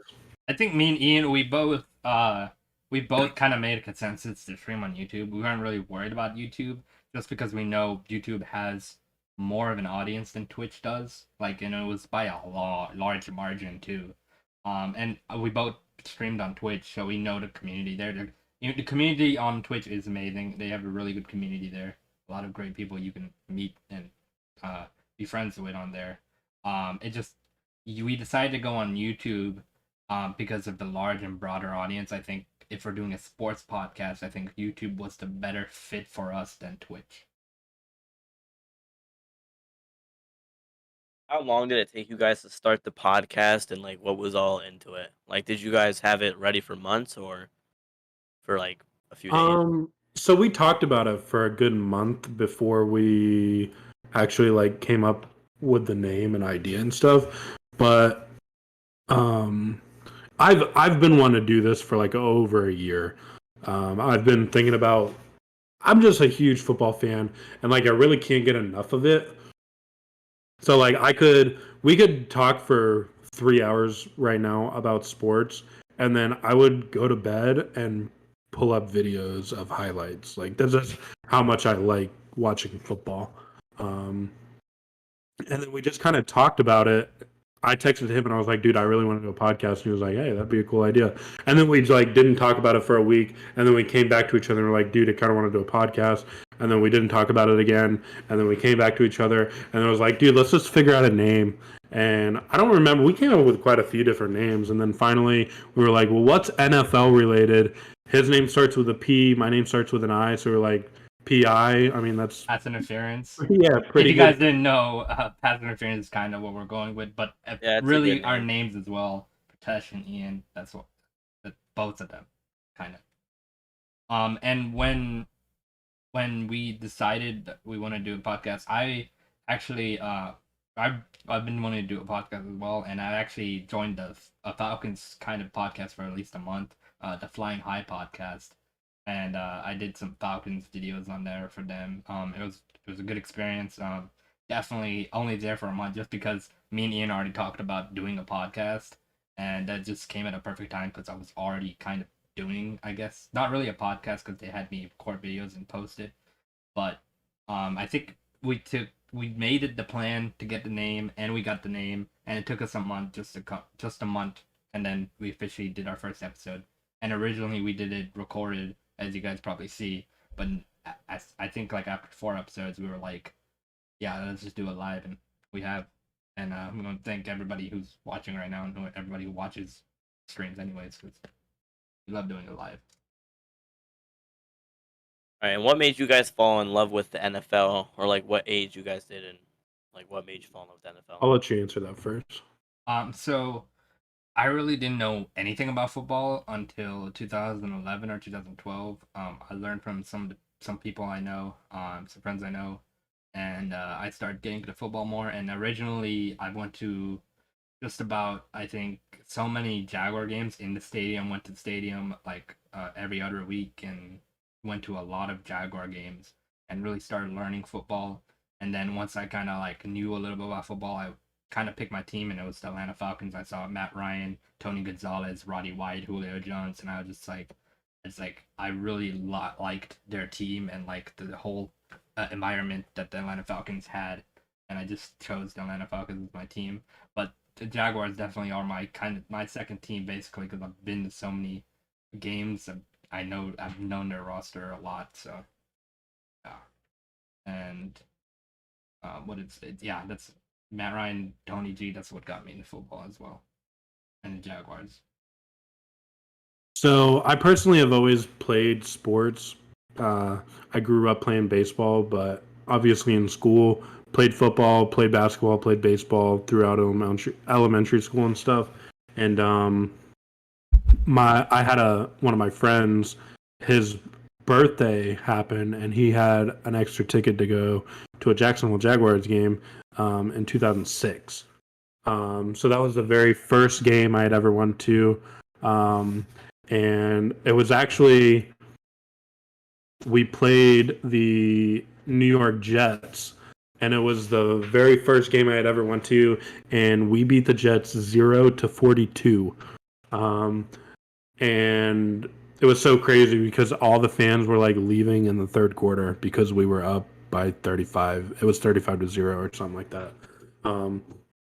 But then it got me like, oh damn, I kind of want to watch this on TV. But I didn't know the team I started following was not good. I didn't know that at the time. I went to a game and it was 42-0, and I was like, damn, the Jaguar team is good. And like my friend, I was like, Little did you know.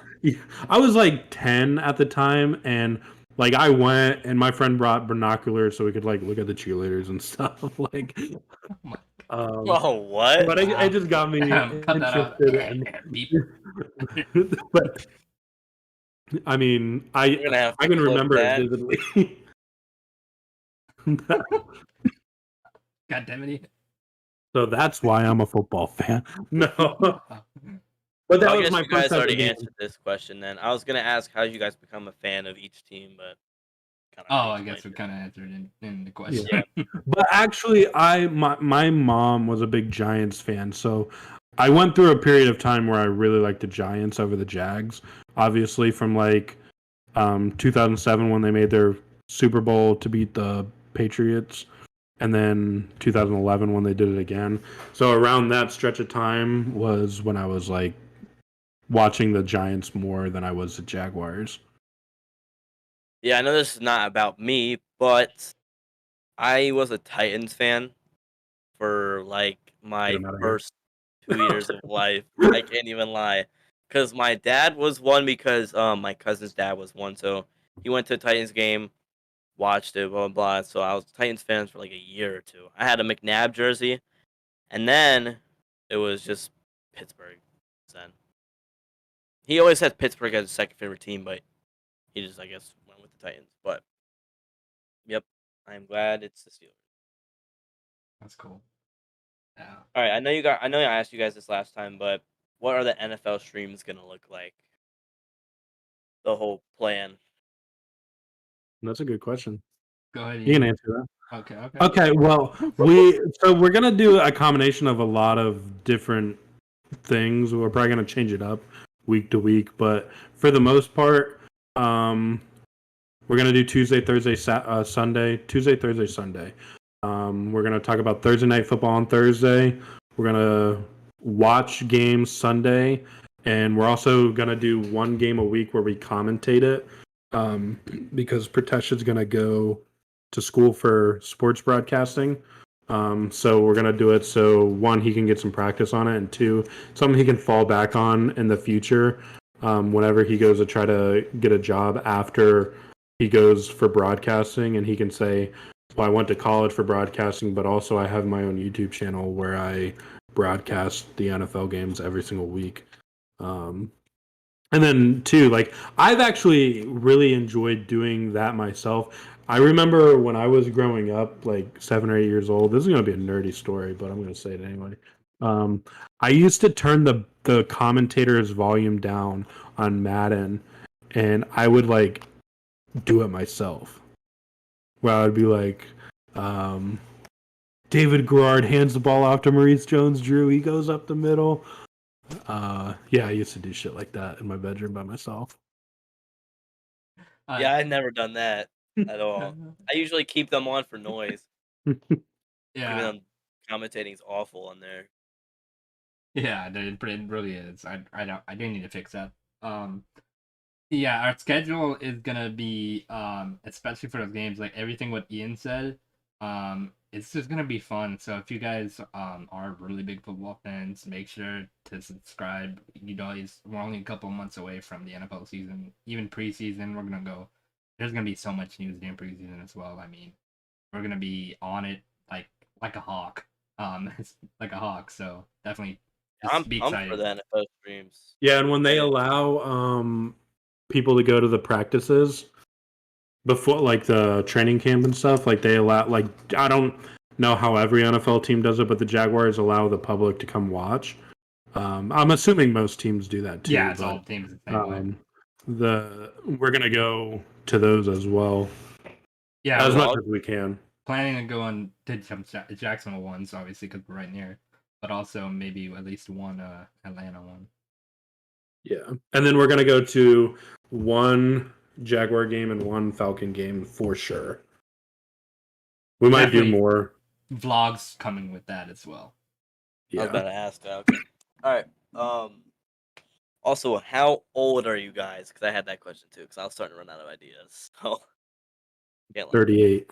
I'm just kidding. Ian's a little older than me, I think by months, but you go ahead, Ian. I think I'm 24. Yeah, we're both 24. I think Ian's older. Hey. Yeah. You got a beard looking like you're like 35. I know, he does have a good beard. I wish. But then when you shave, you look so young. Yeah. It's insane. All right. Oh yeah. What's your predictions on the AFC North?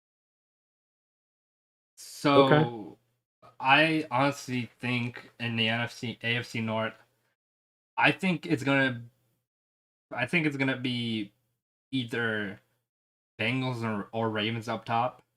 I am a little concerned just with Lamar losing his favorite weapon, but their defense is so good enough. I could see him winning the division. So I'm just gonna go ahead and say Ravens, Bengals, and Steelers and Browns are in kind of a decent situation. I'm just gonna go Browns because of the roster. The only reason I put Steelers down at the last spot is because we don't know how Mitch Trubisky is gonna play, and also Kenny Pickett, he's gonna be a rookie quarterback if they start him. We don't know how they're gonna do. Even though Mike Tomlin always has winning seasons, So they definitely could be third or second place at least. So We had a winning season with Mason Rudolph and Devlin Hodges. Mike Tomlin knows. Then how to again, no, win. that's because our defense carried us hard that year. That was our prime defense in like a couple years that we had in like a while. Yeah. All right. So I will give. See, I don't know why the people keep putting the Ravens at number one, because I don't think the Ravens should be at number one.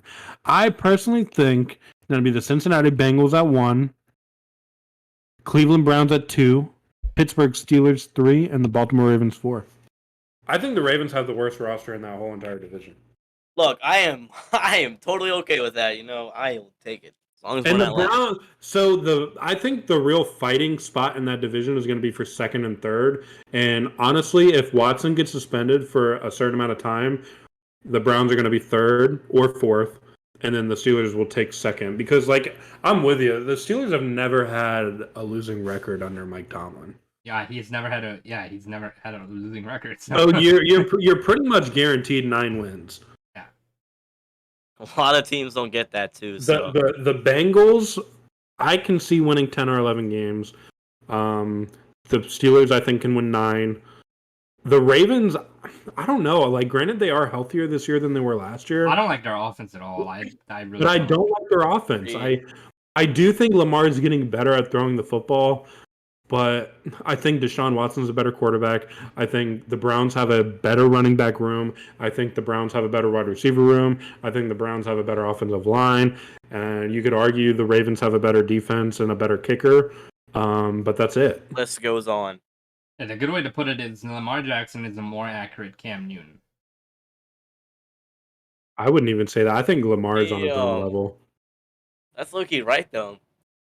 But he's If better. Lamar He's better was than bigger- Cam, obviously. Yeah, But if he's Lamar was more bigger, I would say agile that. and But faster. I'm trying to think of a. I think Lamar and Michael Vick are a good topic together, but I don't know. Cam Newton was just like a big bully because he was so big. He was hard to bring down. Lamar's not really hard to bring down. He's just really shifty. Yeah. What I'm trying to compare is their accuracy, because Cam Newton it's still to this day, he still has accuracy issues. And Lamar had that early, but he was able to kind of fix it. He's still inaccurate. He's still not like these pocket passers, but He almost overthrew someone with no pressure. Yeah. That's awful. And he's learning though, and he's improved, so definitely. I just don't like their offense a lot. I don't know. I put them at 1. Well, John Harbaugh, but I'd see them 2 or 3 even. So I could see a lot of mix up there. I really do like the Bengals and Browns though. So This is the last question I have. I'm pretty sure. Do you guys struggle with what content to make for videos? Like ideas. Ideas, not so much, but we do kind of struggle with what we want to post on this channel. Our biggest question right now is whether we should make another channel for our pack openings. Because obviously the podcast, the reaction videos are all strictly NFL related, but there's a completely different group of people that watch pack openings. Yeah, I'd say make a different channel for it. There's like pros and cons to it. Pros being like, if we make another channel, like all of our audience will be in one spot for each thing. And the potential to have 2 monetized channels in the future.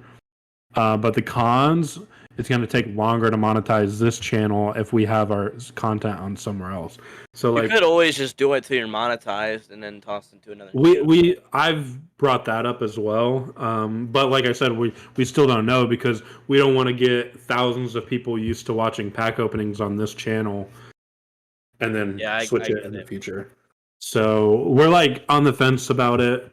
So basically that's our big content like struggle right now, because one, we pretty much know what we want to post. Like, we know we want to do reaction videos, we want to do the podcast, and that's like the big goal.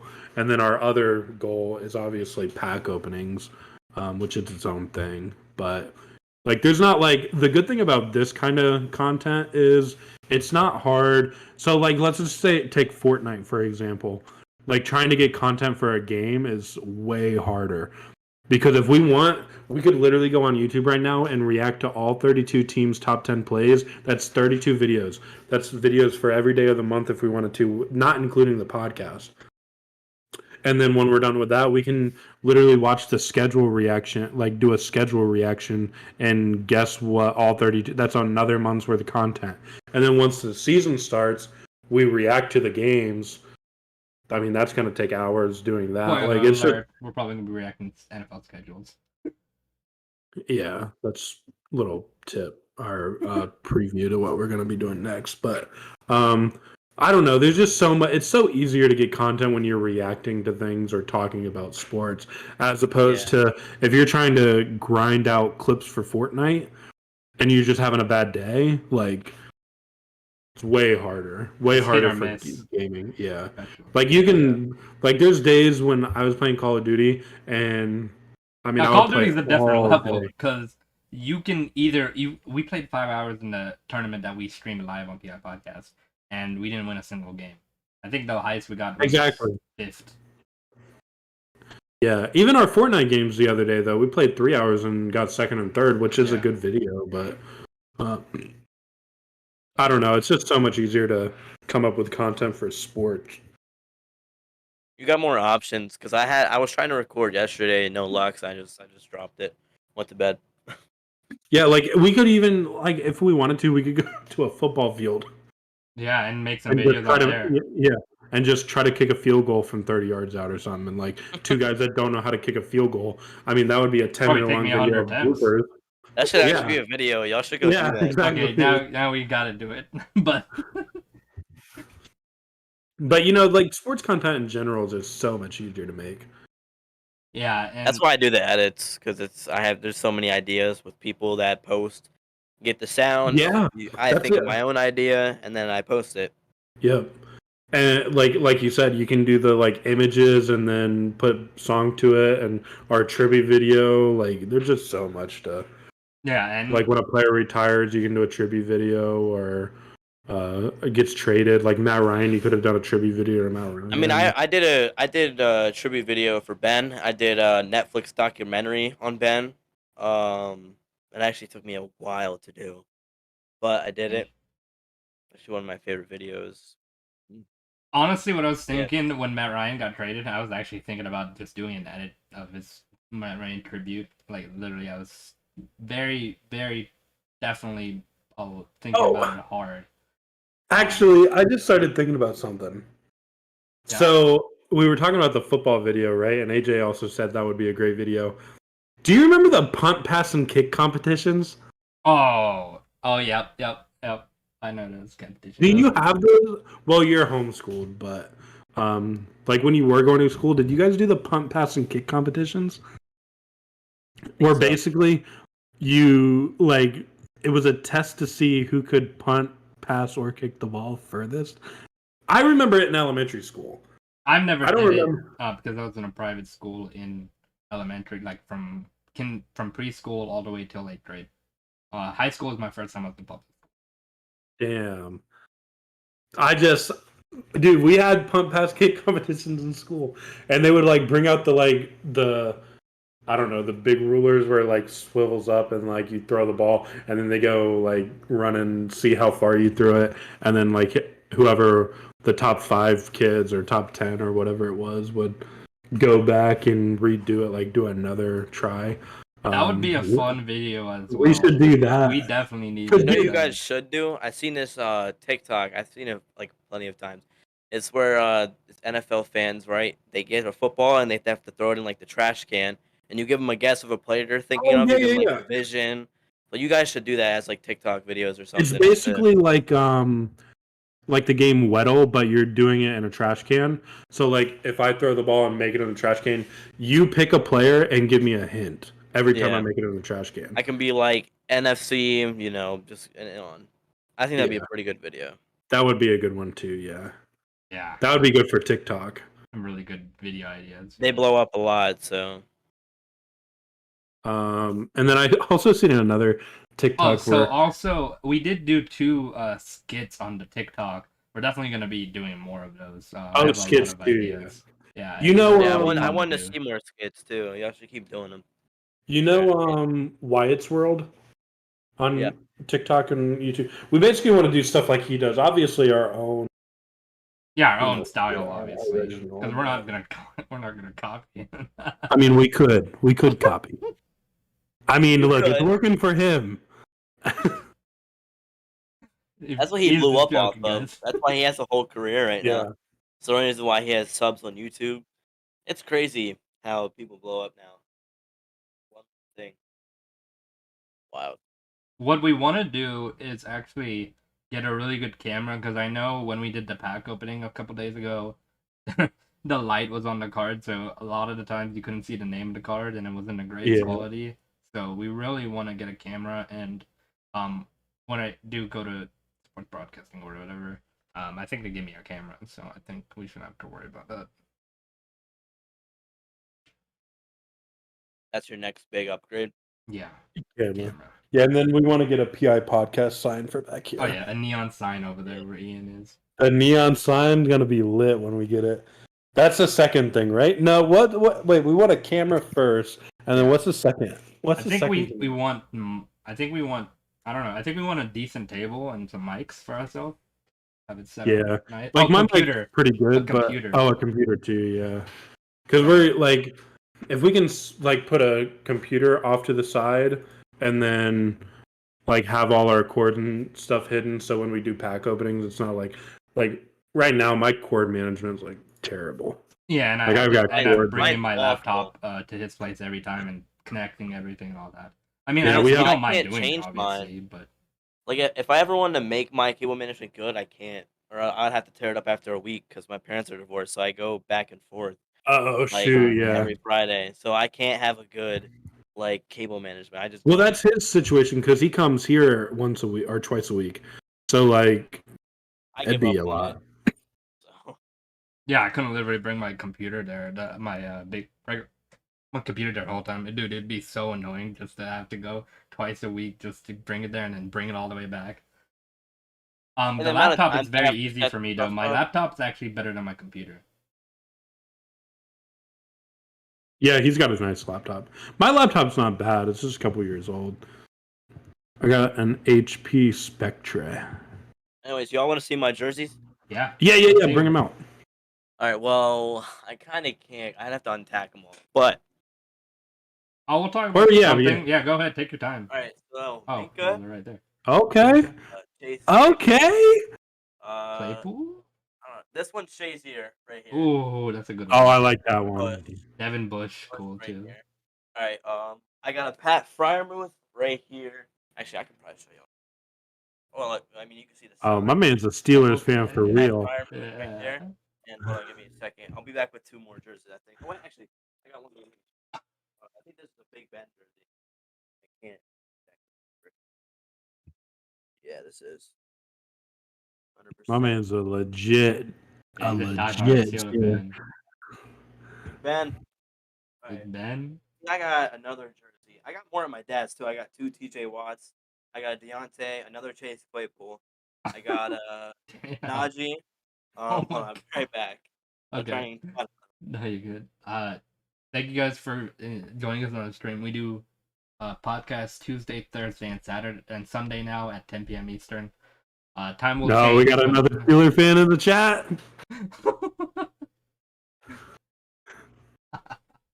Yes. Oh my god. Yeah, definitely. We're gonna be changing times a little bit when NFL season starts. Oh yeah, what's up, BK? Yeah, this is my Najee one. That's a cool one. I actually want a Najee Harris one. Then team, but got Juju. Oh. Also, I got a Le'Veon Bell. AB one I burnt. So. Oh, you burnt AB? Yeah. I would have done the same. I was so mad. I burnt that jersey. But yeah, I got more jerseys than my dad's. I can always show y'all. But those are my jerseys. You have an awesome collection, dude. Like, So what's next on your jersey collection list? Gotta Next be is Kenny Pickett. George Right? Pickens. No, it's actually Pickens. Oh, Pickens. Okay, I My like it. dad wants to get Kenny Pickett though, but I want Pickens badly. But then Pickett. To be that'd be a fair. cool one, I guess. What about a Mitchell Trubisky? We haven't decided to buy one at all yet until if he's gonna be here in the franchise QB, then I'll get one, 100%. But yep. Dang. That you have a really awesome collection. I think I have two one Color Rush Julio Jones, one our new unis black. I have a white one from our old away unis. I have a home Julio. I think I have 4 Julios, I guess. 4 Julios, one home away, and then new unis home and away, home and Color Rush, away and Color Rush, and then I have a Matt Ryan away old unis. I have a Matt Ryan new away jersey, and then I also have a Devontae Freeman throwback jersey, and I have a Kyle Pitts jersey, and a Calvin Ridley jersey. But I really want Drake London and Desmond Ridder. That's what I want next. I don't even have a like Trevor. 4 blacks. I don't even have Trevor's jersey yet. Oh yeah, Ian's planning on getting not Trevor. Which one's What are you doing? first? You're slacking. I know. You know who I really want, and I want him simply for the memes. Andrew Wingard. He ain't never even heard of him. Well, you should get it when he leaves the team. Do me it's like $30. Do me a favor and look up Andrew Wingard right now. Probably the worst safety in all of football. He looks like Trevor Lawrence. Bro, he does. He looks like his brother. He gets so much hate on social media. I want his jersey because of how much hate he gets on social media. Why does he get hate? I never even heard of him. Because, here's one of the issues. He's gotten a lot of hate recently because we drafted Andre Sisco in the 3rd round last year, and everybody wanted to see him play, and Urban Meyer basically refused to play him. It's kind of like James Robinson. Obviously, his rookie year 2 years ago, really good back, had over 1,000 yards. And everybody was going into next season was like, oh, we got James Robinson. We'll get Trevor Lawrence. James Robinson will be fine. And then Urban Meyer brings Carlos Hyde to the team and then drafts Travis Etienne in the 1st round. And it was like, dude, what are you doing? And then that's why a lot of people hate Carlos Hyde too as a Jaguar, because Urban Meyer would pull James Robinson out of games and give Carlos Hyde the ball on 3rd and 1 from the goal, when you have James Robinson on the sideline. It's kind of the same thing. They're just pissed that Andrew Wingard is still on the roster when we have Andre Sisco. We got Rayshon Jenkins, who we pay a good bit of money to. That's kind of the hate behind it. But also, he's not that great. And he keeps getting contract extensions too. So, I think it's kind of undeserved hate because the dude plays hard when he's on the field. He's always running around trying to find the ball, but he's just, he gets a lot of hate. He can't help it. I really want. I never had a kicker jersey, but I really want Young Goku. I really want that jersey. That's just be a cool jersey to have. And it's a kicker, but hey, I got Josh Lambo's jersey. Yeah. So that's cool. You got it signed. You have someone signed too, so. Yeah, I have Josh Lambo's signed jersey. Yeah. I have it signed. And then I have Josh Scobie as well in my closet somewhere. That's cool. And I got Gardner Minshew. Yeah. I was going to get a Gardner Minshew jersey if he goes to the Steelers. But there's the talks about us trading for him. So if he goes to us, I'll get a jersey. 100%. Dude, I wish Minshew would get a starting job. I see why he's not. I'm not one of them ignorant guys that are going to be like, Minshew over Trevor. I'm not one of the... There are Jaguar fans that are like Minshew over Trevor. And it's dude, are you serious right now? Do you know how he plays football? Yeah, Minshew, the one thing about Gardner Minshew that I love is his heart. The dude plays hard. Yeah, that's the same thing with me. Anytime he's out there, he's putting his all into it. And that's props. Yeah. Ian, we gotta mention gonna mention the giveaway again. Definitely, if you guys didn't know, we are giving away a signed Byron Leftwich mini helmet, Jacksonville Jaguar signed mini helmet, signed by Byron Leftwich. And definitely we're gonna get more information coming on the way. But definitely the giveaway will start when we get 100 subscribers on YouTube and 100 followers on Twitter. So yeah. That reminds me, I have a signed Najee little like white mini helmet I got that's for cool. Christmas, I think. So yeah, that was pretty cool. Ian has the special prize right there. Trying to win that right here. So it definitely would have been worth more if he went to the Jaguars. He was the Jaguars head coach, which was a possibility. But still, very cool helmet. And he's now the head coach for who? The Tampa Bay Bucks, right? He's a Super Bowl winning offensive coordinator with Tom Brady. Yep.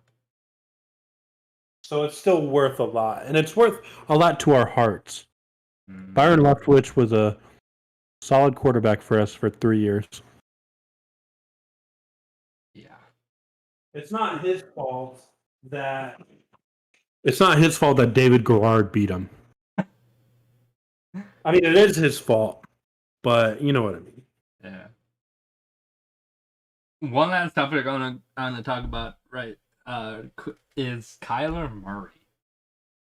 And we all knew it's pretty given if you follow Kyler Murray and everything that he's been doing. It's pretty given that Kyler Murray, he was going to skip OTAs for a new contract, and they still haven't given it to him. So it's going to bleed onto the season as well. How long will he sit out for a contract, and how long are the Cardinals gonna willingly let him sit out? Because they don't want a losing season. They don't want to give up their season for Kyler. But and if he sits for a while, I'd say trade him.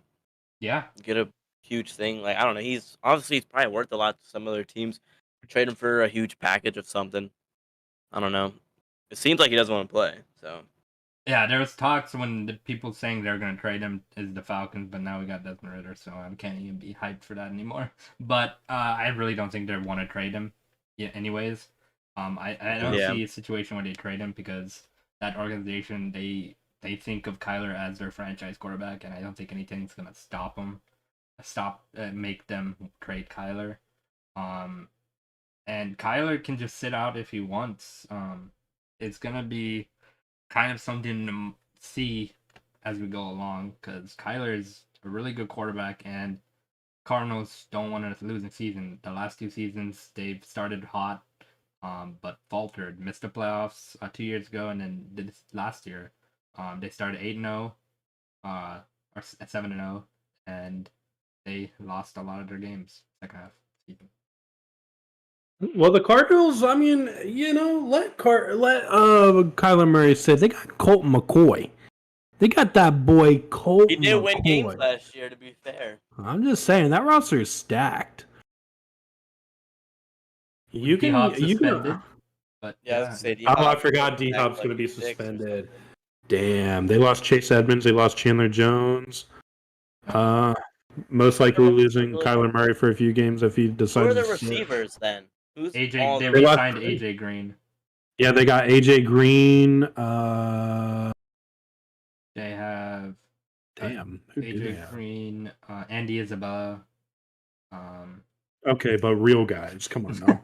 That's what I'm saying. Like, yeah, I think AJ Green right now until Diop signs. I think they signed somebody. I mean, they got JJ Watt, right? He can catch. You got JJ Watt. Oh my god, you're gonna use him as wide receiver.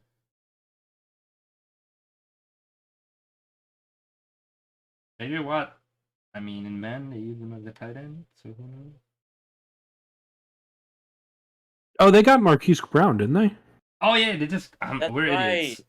Yeah, they just got Hollywood Brown. They're chill. They got Hollywood Brown and AJ Green too, so they don't have to worry about D-Hop. They got Marquise Brown, AJ Green, Rondell Moore. Oh yeah, Rondell Moore. But to be fair though, that's really not the greatest thing either. Yeah. But I do get they were like college teammates. It's a fast room though. Like, it's a fast, speedy room. And then they still have Zach Ertz at tight end. The running back room is solid with James Conner. Oh, I didn't know they had Trace McSorley. I didn't know that either. Legend himself.